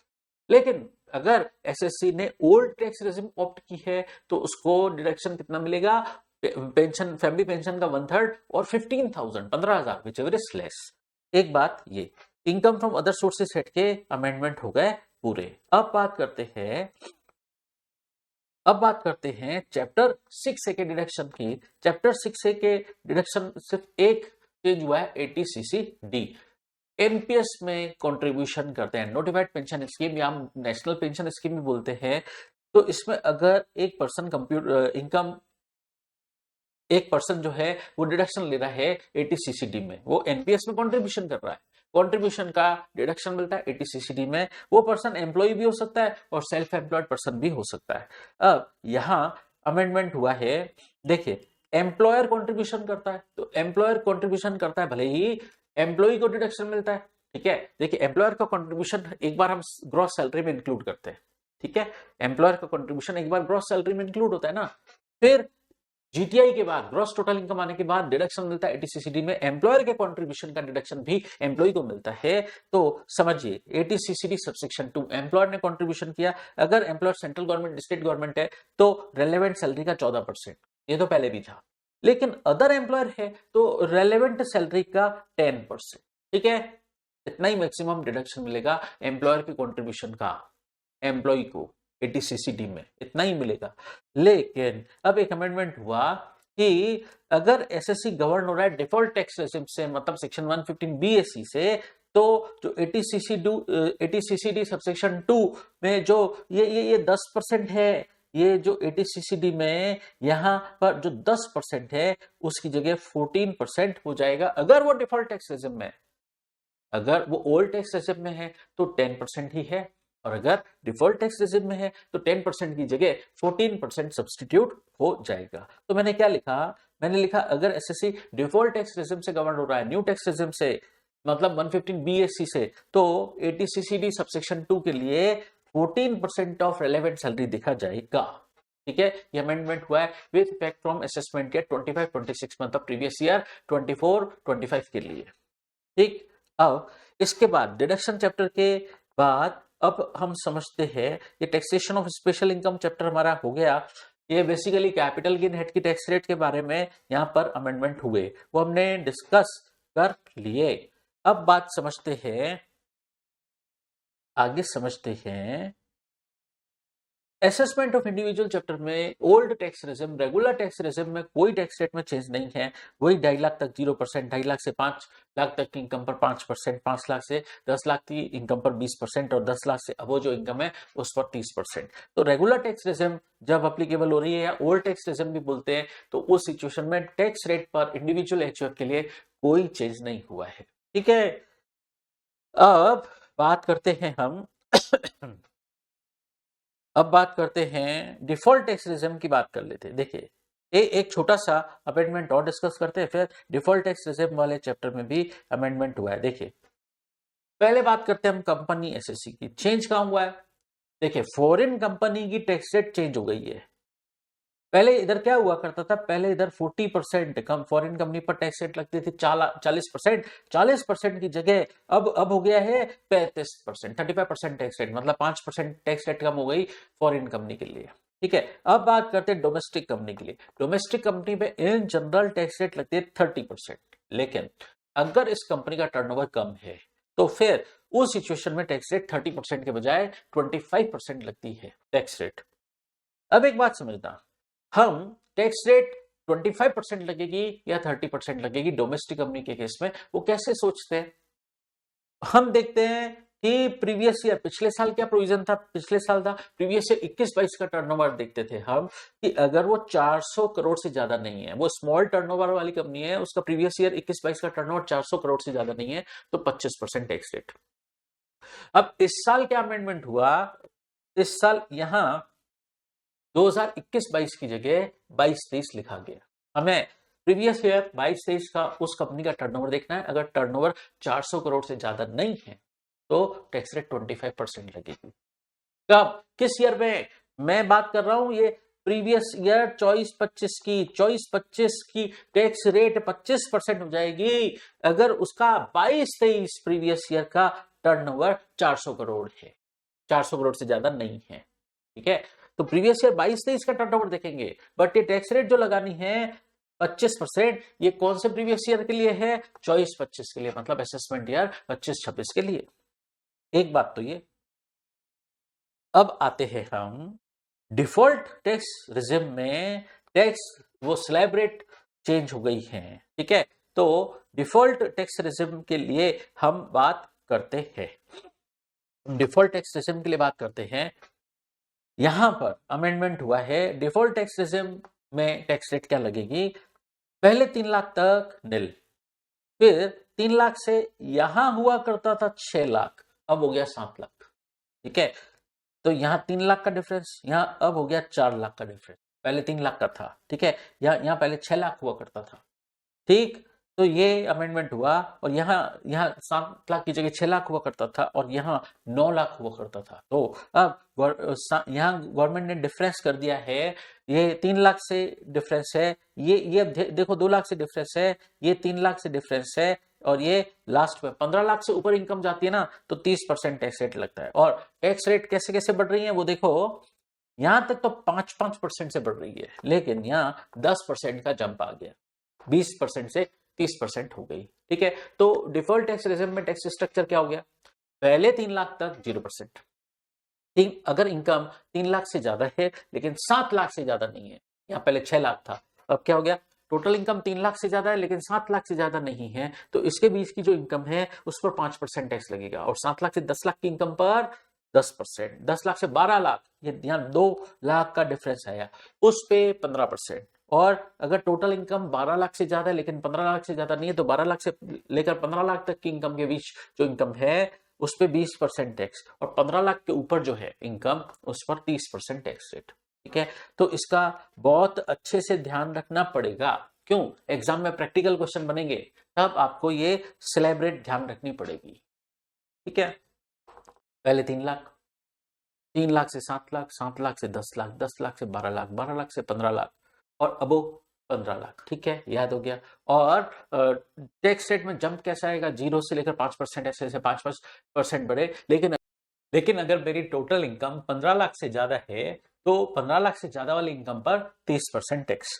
अब एक और बात समझते हैं, सेक्शन 87A की टैक्स रिबेट क्या डिफॉल्ट टैक्स रेजिम में भी मिलती है? यस, कितनी मिलती है?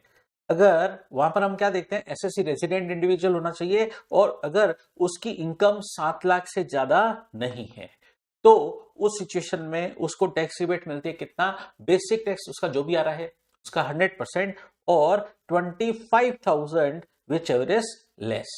ठीक है, तो अब आप प्रैक्टिकली जब कैलकुलेट करने बैठोगे 7 लाख रुपए तक का आपका टैक्स 20,000 ही आएगा। ठीक है, तो 7 लाख पर आपका टैक्स 20,000 ही आएगा और 25,000 which ever is less. Government को चाहिए था कि गवर्नमेंट यहां पर 25,000 की जगह 20,000 लिखती, लेकिन गवर्नमेंट ने यहाँ कुछ इंटेंशन होगा गवर्नमेंट का, यहां पर 20,000 नहीं किया है, 25,000 ही लिखा हुआ रह गया है। जबकि आप 7 लाख तक टैक्स कैलकुलेट करोगे तो आपका 20,000 ही टैक्स आएगा।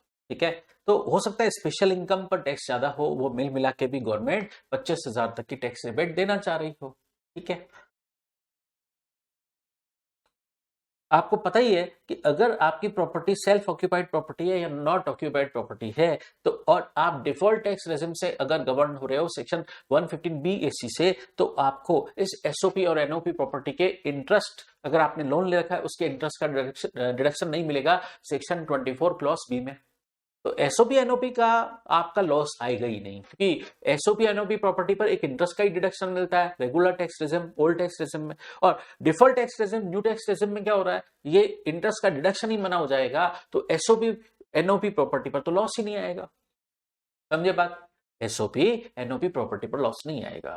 ठीक है, लेकिन अगर आपकी प्रॉपर्टी एलओपी है तो उसके लिए एक रेस्ट्रिक्शन है, क्या, अगर आपकी प्रॉपर्टी एलओपी है, लेट आउट प्रॉपर्टी है, या डीएलओपी प्रॉपर्टी है, deem to be let out property है, तो उसका लॉस, ध्यान से सुनना, ध्यान से सुनना, आप हाउस प्रॉपर्टी हेड की, आपका कोई दूसरी भी हाउस प्रॉपर्टी है उससे आप सेट ऑफ करा सकते हो, मतलब आप इंट्रा हेड लॉस का सेट ऑफ क्लेम कर सकते हो सेम हेड में। ठीक है, लेकिन दूसरे हेड की इनकम से आप अगर डिफॉल्ट टैक्स रेजिम में हो तो दूसरे हेड की इनकम से आप हाउस प्रॉपर्टी हेड का लॉस सेट ऑफ नहीं कर सकते और कैरी फॉरवर्ड भी नहीं कर सकते। ठीक है, मतलब न तो इंटर हेड एडजस्टमेंट कर सकते हम सेट ऑफ का लॉस का, और न ही उस लॉस को कैरी फॉरवर्ड कर सकते हैं। ये पहले से है, गवर्नमेंट का क्लैरिफिकेशन आया था, पिछले साल के लिए भी ये था। ठीक है, तो मैं यूं बोलूं, एसओपी प्रॉपर्टी में लॉस होगा ही नहीं, अलाउ होगा ही नहीं डिफॉल्ट टैक्स रेजिम में। दूसरा, एलओपी प्रॉपर्टी है या डीएलओपी प्रॉपर्टी है, उसका भी लॉस अलाउ नहीं होगा, न तो दूसरे हेड से सेट ऑफ करने के लिए, हाँ इंट्रा हेड एडजस्टमेंट कर सकते हैं हम सेम हेड में, लेकिन दूसरे हेड की इनकम से सेट ऑफ नहीं होगा और हम इसको कैरी फॉरवर्ड भी नहीं करेंगे। ठीक है, ये बातें पहले भी थी, अभी भी है। अब एक बात समझना, टीडीएस चैप्टर के अमेंडमेंट्स करते हैं, टीडीएस के टीडीएस चैप्टर में हमने पढ़ा था, अगर आप टीडीएस का स्टेटमेंट फाइल करते हो, रिटर्न फाइल करते हो ना, अगर उसमें कोई मिस्टेक हो जाती है तो आप करेक्शन स्टेटमेंट फाइल कर सकते हो। ठीक है, पहले क्या था, करेक्शन स्टेटमेंट कभी भी फाइल हो सकता था, कितना भी लेट फाइल हो सकता था, लेकिन इस बार गवर्नमेंट ने इसमें रेस्ट्रिक्शन इंपोज कर दिया है कि आप जिस फाइनेंशियल ईयर में ये टीडीएस स्टेटमेंट फाइल करना था, लायबिलिटी जिस ईयर की थी, उस ईयर एंड से 6 साल बाद फाइल ही नहीं कर सकते। ठीक है, मतलब जिस ईयर से ये टीडीएस का स्टेटमेंट बिलोंग करता था, उसे 6 साल तक आप कर सकते हो, उस ईयर एंड से 6 साल तक आप कर सकते हो करेक्शन स्टेटमेंट, उसके बाद 6 साल बाद नहीं कर सकते। ठीक है, तो गवर्नमेंट ने मैक्सिमम लिमिट फिक्स कर दी है, 6 साल तक ही फाइल कर सकते हो। पहले टाइम लिमिट थी नहीं, तो लोग 6 साल बाद भी टीडीएस का स्टेटमेंट रिवाइज करके फाइल कर देते थे, लेकिन अब गवर्नमेंट ने बोला नहीं नहीं, करेक्शन स्टेटमेंट फाइल करने की लिमिट है। क्या, जिस ईयर में वो टीडीएस स्टेटमेंट फाइल होना था नहीं किया, उस ईयर एंड से 6 साल तक ही कर पाओगे। ठीक है, सुनिए दोबारा, मैंने क्या बोला, करेक्शन स्टेटमेंट आपने पहले ओरिजिनल स्टेटमेंट फाइल कर दिया था। ठीक है, ओरिजिनल स्टेटमेंट में कोई गलती रह गई तो उसके लिए आप करेक्शन स्टेटमेंट फाइल कर सकते हो, और करेक्शन स्टेटमेंट आप 6 साल बाद फाइल नहीं कर सकते। ठीक है, तो यहां 6 साल की टाइम लिमिट आ गई है। अब समझते हैं हम सैलरी वाले सेक्शन में अमेंडमेंट हुआ है। क्या अमेंडमेंट हुआ है? अमेंडमेंट ये हुआ है कि आप सैलरी इनकम से, जब आप अपने एम्प्लॉयर को टीडीएस डिडक्शन के लिए अपनी सैलरी इनकम, या आपको अदर एम्प्लॉयर से भी सैलरी मिल रही है, वो आप एक एम्प्लॉयर को रिपोर्ट करते हो। ठीक है, फिर वो एक एम्प्लॉयर आपका सारे एम्प्लॉयर से मिलने वाली सैलरी पर टीडीएस काटता है। ठीक है, आप अपने एम्प्लॉयर को इन जनरल कोई लॉस सेट ऑफ के लिए उस सैलरी इनकम से कराने के लिए नहीं बोल सकते, सिवाय हाउस प्रॉपर्टी हेड का लॉस। ठीक है, लेकिन उसके लिए एम्प्लॉई आपको अपने एम्प्लॉयर को एविडेंस देने पड़ेंगे। ठीक है, और एक बात ध्यान रखना, हाउस प्रॉपर्टी हेड के लॉस का set of regular tax regime में मिलता है। अगर SSC default tax regime opt कर रहा है तो हाउस प्रॉपर्टी हेड का लॉस एम्प्लॉयर सेट ऑफ कराएगा ही नहीं। तो ये बात लगेगी कब, जब एम्प्लॉय ने रेगुलर टैक्स रेजिम ऑप्ट की है। ठीक है, तो उसको अपनी सैलरी इनकम से हाउस प्रॉपर्टी हेड का लॉस सेट ऑफ करना अलग होता है, तो अपने एम्प्लॉयर को रिपोर्ट करें हाउस प्रॉपर्टी हेड का लॉस। उसका एम्प्लॉयर उसका टीडीएस कैलकुलेट करते वक्त जब उसकी टोटल इनकम निकालेगा, उस सैलरी इनकम में से वो हाउस प्रॉपर्टी हेड का लॉस सेट ऑफ करा देगा, अगर SSC employee regular tax regime opt कर रहा है। अब एक बात और समझते हैं कि किसी ने टीसीएस कलेक्ट किया एम्प्लॉय से। फॉर एग्जाम्पल, एम्प्लॉय कार खरीदने गया। ठीक है, एम्प्लॉय कार खरीदने गया तो जैसे ही वो शोरूम पर गया, देखिए 10 लाख से ज्यादा वैल्यू की कार होती है तो टीसीएस का प्रोविजन लगता है, सेक्शन 206C सबसेक्शन 1F। क्या ध्यान है? तो शोरूम वाले, ये एम्प्लॉय शोरूम पर कार खरीदने गया, 10 लाख से ऊपर की कार है, तो फिर इस सिचुएशन में वो शोरूम वाले टीसीएस कलेक्ट करेंगे एम्प्लॉय से, और एम्प्लॉय ये टीसीएस की क्रेडिट क्लेम करने का पूरा हकदार है, उसको राइट है ये टीसीएस की क्रेडिट क्लेम करने का। तो वो अपने एम्प्लॉयर को रिपोर्ट कर सकता है। पहले क्या था, एम्प्लॉयर जो एम्प्लॉय है अपने एम्प्लॉयर को सिर्फ टीडीएस रिपोर्ट करता था कि दूसरे लोगों ने मेरा इतना टीडीएस काटा है, लेकिन अब वो टीसीएस की क्रेडिट लेनी है तो वो अपने एम्प्लॉयर को इंटीमेट करे कि मैंने कार खरीदी, उस पे टीसीएस मुझसे उस शोरूम वाले ने चार्ज कर लिया है। तो इस टीसीएस की क्रेडिट को भी एम्प्लॉयर कंसीडर कर सकता है जब वो अपने एम्प्लॉय की टीडीएस लायबिलिटी कैलकुलेट करेगा। ठीक है, तो यहां पर ये अमेंडमेंट हुआ, यहां पर टीसीएस वर्ड इंक्लूड हुआ। ठीक है, अब सेक्शन 193 में अमेंडमेंट कि कुछ सिचुएशन में टीडीएस एप्लीकेबल नहीं होता है। कुछ सिचुएशन में सेंट्रल गवर्नमेंट और स्टेट गवर्नमेंट की सिक्योरिटी से उसके इंटरेस्ट पर सेक्शन 193 में टीडीएस डिडक्ट नहीं होता है, लेकिन उसमें कुछ एक्सेप्शन थे। एक्सेप्शनल सिचुएशन में टीडीएस कटेगा कि कौन से इंटरेस्ट पर, जो 7.75% वाले सेविंग टैक्सेबल बॉन्ड है। अब यहां पर यह अमेंडमेंट है, फ्लोटिंग रेट सेविंग बॉन्ड 2020 और कोई अदर नोटिफाइड गवर्नमेंट सिक्योरिटी हो तो उस पे टीडीएस कटेगा। अगर इंटरेस्ट 10,000 पर एनम से ज्यादा है तो टीडीएस कटेगा। तो ये था amendment. Floating rate saving bond 2020 और भी कोई गवर्नमेंट नोटिफाइड सिक्योरिटी है उसके इंटरेस्ट अगर 10,000 से एक्सीड कर रहा है तो टीडीएस डिडक्ट होगा सेक्शन 193 में। फिर सेक्शन 194 का अमेंडमेंट आपको पता ही है कि वो डिविडेंड पर टीडीएस काटते हैं, चाहे एक्चुअल डिविडेंड हो चाहे डिम डिविडेंड हो। यहां पर अमेंडमेंट क्या हो गया, वो 222F वाला वो बायबैक का पैसा शेयर होल्डर को मिला जो income from other sources act के में डिम डिविडेंड के रूप में टैक्सेबल होता है सेक्शन 222F में। और वो 222F एप्लीकेबल कब से हुआ, 1 अक्टूबर 2024 से। ठीक है, तो उस पे भी सेक्शन 194 वाला टीडीएस एप्लीकेबल है। अब हम बात करते हैं यहां लिखो, ये जो प्रोविजन है टीडीएस का ये सेक्शन 194C का है, टीडीएस ऑन कॉन्ट्रैक्ट। यहां पर एक छोटा सा अमेंडमेंट हुआ है, क्या कि जिस अमाउंट पर सेक्शन 194J में टीडीएस एप्लीकेबल है, जिस अमाउंट पर सेक्शन 194J में टीडीएस एप्लीकेबल है, उस अमाउंट पर सेक्शन 194C का टीडीएस एप्लीकेबल नहीं होगा। ये तो क्लैरिफिकेशन जैसी बात है कि जहां आपका टीडीएस डिडक्ट होता है सेक्शन 194J में, तो फिर 194C में टीडीएस डिडक्टिबल नहीं होगा। समझे बात। अब बात करते हैं 194C की बातें हो गई।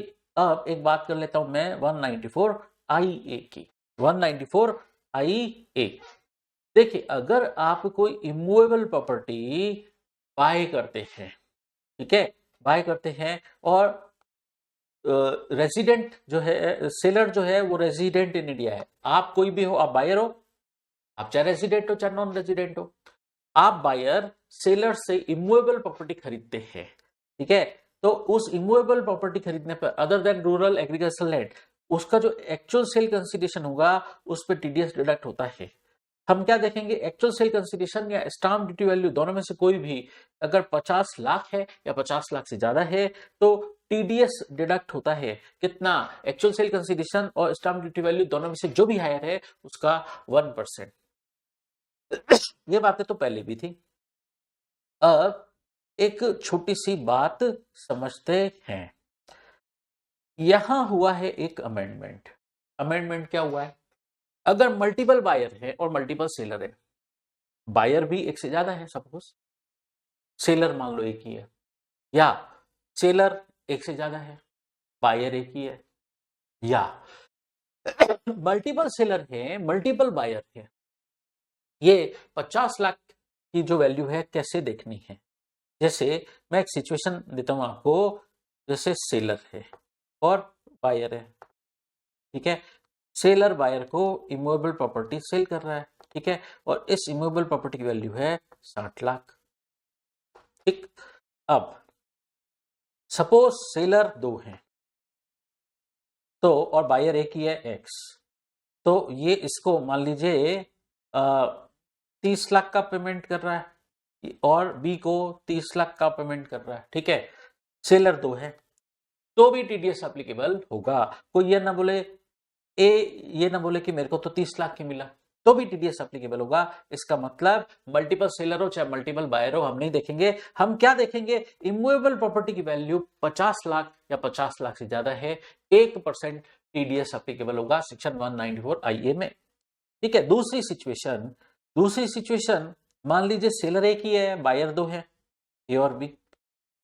ठीक है, तो ए एक्स को पे कर रहा है 30 लाख और बी पे कर रहा है 30 लाख। ठीक है, तो इस सिचुएशन में भी टीडीएस 194IA वाला एप्लीकेबल होगा। क्यों, हम ये नहीं देखते कि मल्टीपल बायर है या मल्टीपल सेलर है, हम तो देखते सिंगल, उस प्रॉपर्टी की वैल्यू तो 50 लाख या 50 लाख से ज्यादा है, सेक्शन 194IA का टीडीएस एप्लीकेबल होगा ही। समझे बात।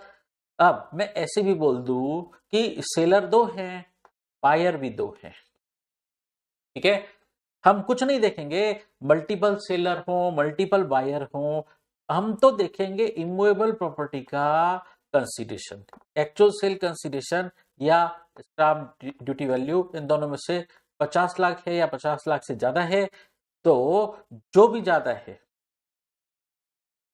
ठीक है, जो भी हायर है इसमें से उसका 1%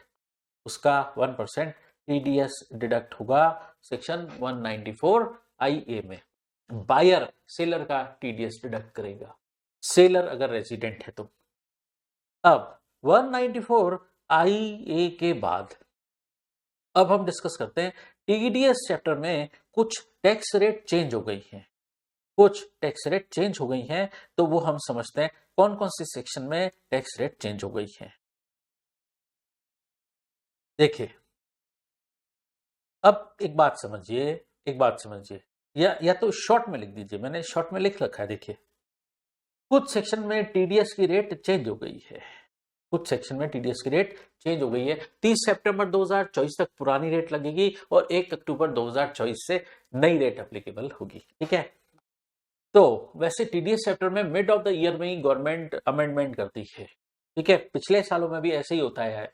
तो गवर्नमेंट ने 194G, वो लॉटरी वगैरह का कमीशन वगैरह जो होता है ना, 5% टीडीएस की रेट है, अब 1 अक्टूबर से 2% हो गई। 194H जनरल कमीशन ब्रोकरेज का सेक्शन पहले 5% टैक्स रेट थी, अब 1 अक्टूबर से 2% हो गई। 194DA वो लाइफ इंश्योरेंस पॉलिसी का मैच्योरिटी प्रोसीड वाला सेक्शन, 5% टैक्स रेट थी 30 सितंबर 2024 तक, और फिर 1 अक्टूबर से 2% हो गई।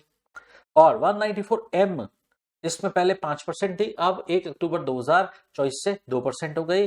फिर 194IB, आपको ध्यान है, अगर आप कोई प्रॉपर्टी भाड़े पर लेते हो, इमूवेबल प्रॉपर्टी किराए पर लेते हो, उसका किराया 50,000 या 50,000 से ज्यादा है इन ए मंथ, ठीक है, तो टीडीएस कटता है 5%, अब वो 1 अक्टूबर 2024 से 2% हो गई है। अब एक बात ध्यान रखना 194IB से रिलेटेड, ठीक है, देखो 194IB कब लगता है, और उसमें आप ये पूरे साल में TDS deduction one time exercise है, पूरे साल में एक बार टीडीएस कटता है। मान लीजिए टीनेंट है, ठीक है, टीनेंट है, टीनेंट लैंडलॉर्ड को पेमेंट कर रहा है, तो टीनेंट पेयर है और लैंडलॉर्ड पे ही है, तो कौन काटेगा टीडीएस? टीनेंट काटेगा, लैंडलॉर्ड का टीडीएस काटेगा। अगर भाड़ा आपका, मैं डिटेल में ही बता देता हूं आपको ये section 194IB, 194IB, yes, land building किसी का भी रेंट है, ठीक है, अगर फॉर ए मंथ और पार्ट ऑफ मंथ उसका रेंट, मतलब मंथली रेंट 50,000 से ऊपर है, 50,000 से ऊपर है, और SSC non audited individual non audited HUF है, ठीक है, और आपका पेई रेजिडेंट है, टीडीएस की रेट 5%, लेकिन 1 अक्टूबर 2024 से ये टीडीएस की रेट 2% हो गई है। लेकिन अब एक बात सुनना, सेक्शन में का प्रैक्टिकल यूज समझना, टीनेंट पूरे 12 महीने रह रहा है, इस सेक्शन में टीडीएस एक बार काटना होता है, वन टाइम एक्सरसाइज होती है, ठीक है। तो मान लीजिए टीनेंट पूरे 12 महीने रहा, तो पूरे 12 महीने में से एक बार टीडीएस काटना है, तो मंथ एंड पे काटेंगे, मार्च वाले महीने में काटेंगे, तो मार्च में क्या टीडीएस की रेट हो गई है, 2% हो गई है ना, तो 2% की रेट से कटेगा, पूरे साल के रेंट पर 2% की रेट से टीडीएस कटेगा। बात समझ आई? कारण सेक्शन 194IB में टीडीएस एक बार ही काटना होता है पूरे साल में, वन टाइम एक्सरसाइज है, ठीक है। तो मान लीजिए टीनेंट पूरे 12 महीने रहा, अप्रैल टू मार्च, तो हमें मार्च में टीडीएस काटना है, तो मार्च के टाइम क्या इफेक्टिव टीडीएस की रेट है, 2% है ना, तो 2% से पूरे साल के रेंट पर टीडीएस कटेगा 2% से, ये बात आप ध्यान रखना, ठीक है।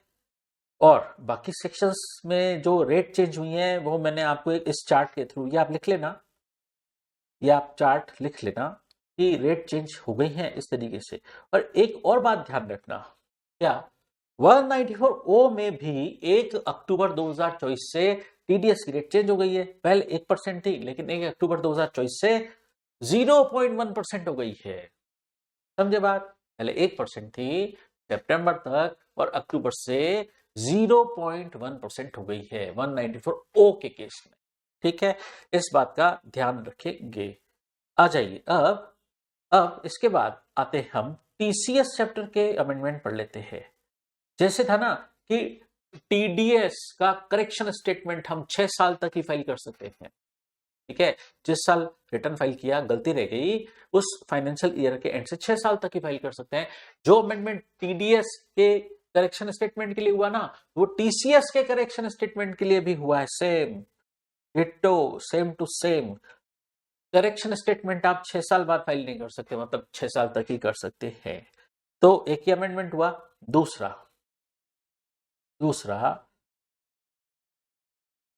एक ही अमेंडमेंट हुआ है। इंटरेस्ट कितना? पहले क्या था, टीसीएस के लेट पेमेंट पर भी जो टीसीएस की कलेक्टिबल, जिस डेट को टीसीएस कलेक्टिबल था और लेट कलेक्ट किया 1% पर मंथ और पार्ट ऑफ मंथ था, फिर जिस दिन एक्चुअली कलेक्ट हुआ और एक्चुअली पेड हुआ उस पे पहले यहां पे भी 1% ही था, लेकिन अब इसको टीडीएस जैसा कर दिया। टीडीएस में यही है स्ट्रक्चर, ठीक है। और टीसीएस में क्या था, कलेक्टिबल डेट से पेड डेट तक पहले 1% ही लगता था, ठीक है। इस बात को मैं ऐसे लिख के बताता हूं। पहले क्या होता था कि जो टीसीएस कलेक्टिबल डेट है, जिस डेट को टीसीएस कलेक्ट करना होता था और आप पे लेट करते थे, गवर्नमेंट को डिपॉजिट लेट करते थे, ठीक है, तो उस डिले पीरियड पर 1% पर मंथ और पार्ट ऑफ मंथ इंटरेस्ट लगता था, ठीक है। अब गवर्नमेंट ने क्या किया, गवर्नमेंट ने बोला नहीं, ऐसे नहीं, आपका कलेक्टिबल डेट से एक्चुअली कलेक्टेड डेट तक, एक्चुअली, एक मिनट, एक्चुअली कलेक्टेड डेट तक 1% पर मंथ लगेगा और एक्चुअली कलेक्टेड डेट से लेकर एक्चुअली पेड डेट तक 1.5% लगेगा, ठीक है। पहले क्या था, यहां से यहां तक 1% ही हुआ करता था, ठीक है। अब जैसा टीडीएस चैप्टर के लिए है, आप टीडीएस लेट पे करते हो, वैसा ही अब ये प्रोविजन टीसीएस के लिए भी कर दिया है, ठीक है, बात समझे। अब इसके बाद आते हैं, एक अमेंडमेंट हुआ सेक्शन 206C(1)(f) में कि अगर आप मान लीजिए डीलर है, शोरूम वाले कार सेल करते हैं मोटर व्हीकल, तो अगर आपको अपने कस्टमर से 10 लाख वो मोटर व्हीकल एक्सीडिंग 10 लाख का है तो आपको टीसीएस कलेक्ट करना होगा। शोरूम वाले उस कार बायर से टीसीएस कलेक्ट करेंगे, सेल कंसीडरेशन का 1%, ठीक है। अब यहां अमेंडमेंट क्या हुआ, पहले ये प्रोविजन सिर्फ मोटर व्हीकल की सेल पर था, अब नोटिफाइड गुड्स पर भी आ गया है, लेकिन 1 जनवरी 2025 से आया है। हालांकि अभी तक गवर्नमेंट ने कोई गुड्स नोटिफाई नहीं किया है, बट फ्यूचर में इस सेक्शन में और गुड्स भी नोटिफाई हो सकते हैं। जैसे मोटर व्हीकल है सेक्शन में, उसकी सेल पर टीसीएस एप्लीकेबल है, तो फिर नोटिफाइड और भी जो गुड्स होंगे उस पे भी सेक्शन 206C सबसेक्शन 1F का टीसीएस एप्लीकेबल हो जाएगा, ठीक है। अब बात करते हैं लास्ट रिटर्न फाइलिंग चैप्टर में अमेंडमेंट, एक छोटा सा अमेंडमेंट। क्या देखिए, अगर आपके पास आजकल क्या है, आईटीआर के अंदर आपको आधार नंबर कोड करना जरूरी है। पहले ये प्रोविजन था, अगर आपके पास आधार नंबर नहीं है तो आप आधार की एक्नॉलेजमेंट आईडी भी लगा सकते हैं, आप आधार की एक्नॉलेजमेंट आईडी भी लगा सकते हैं। अब सुनिए, ये जो एक अमेंडमेंट हुआ 1 अक्टूबर 2024 से, ठीक है, क्या अमेंडमेंट हुआ कि अब आधार एनरोलमेंट आईडी आप नहीं दे सकते, आपको आधार नंबर ही देना पड़ेगा, ठीक है। तो पहले क्या प्रोविजन था, पहले लोग रिटर्न फाइल करते, गवर्नमेंट ने बोला आधार नंबर मेंशन करना जरूरी है, आधार नंबर नहीं है तो आपने आधार अप्लाई कर लिया है और आपको एक एक्नॉलेजमेंट स्लिप मिलती है, उस पर एनरोलमेंट नंबर होता है। तो आपको अगर आधार नंबर अभी तक अलॉट नहीं हुआ है लेकिन आपने अप्लाई कर रखा है और आपके पास वो एनरोलमेंट आईडी है, एनरोलमेंट नंबर है, तो वही लिख दीजिए रिटर्न में। लेकिन अब ये एनरोलमेंट नंबर लिखने का प्रोसीजर गवर्नमेंट ने हटा दिया है, आपको एक्चुअल में आधार नंबर ही लिखना पड़ेगा, आप आधार एनरोलमेंट आईडी नहीं लिख सकते, ठीक है।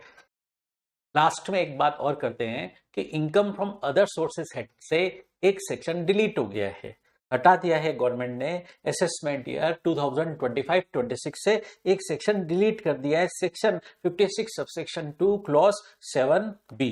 वो क्या था, एक क्लोजली हेल्ड कंपनी अगर शेयर इशू करती है अपने रेजिडेंट शेयर होल्डर को, तो अगर वो उस शेयर की फेयर मार्केट वैल्यू से ज्यादा इशू प्राइस रखती है, ज्यादा इशू प्राइस चार्ज करती है, तो जो भी एक्सेस अमाउंट इस क्लोजली हेल्ड कंपनी को मिलता है वो एक्सेस वाला अमाउंट उस क्लोजली हेल्ड कंपनी की इनकम माना जाएगा, income from other sources head में। लेकिन ये सेक्शन अब डिलीट हो गया है, इसका मतलब अब ये एक्सेस अमाउंट इस क्लोजली हेल्ड कंपनी की इनकम नहीं माना जाएगा। तो इसी के साथ कंप्लीट हुए आपके डायरेक्ट टैक्स के अमेंडमेंट्स।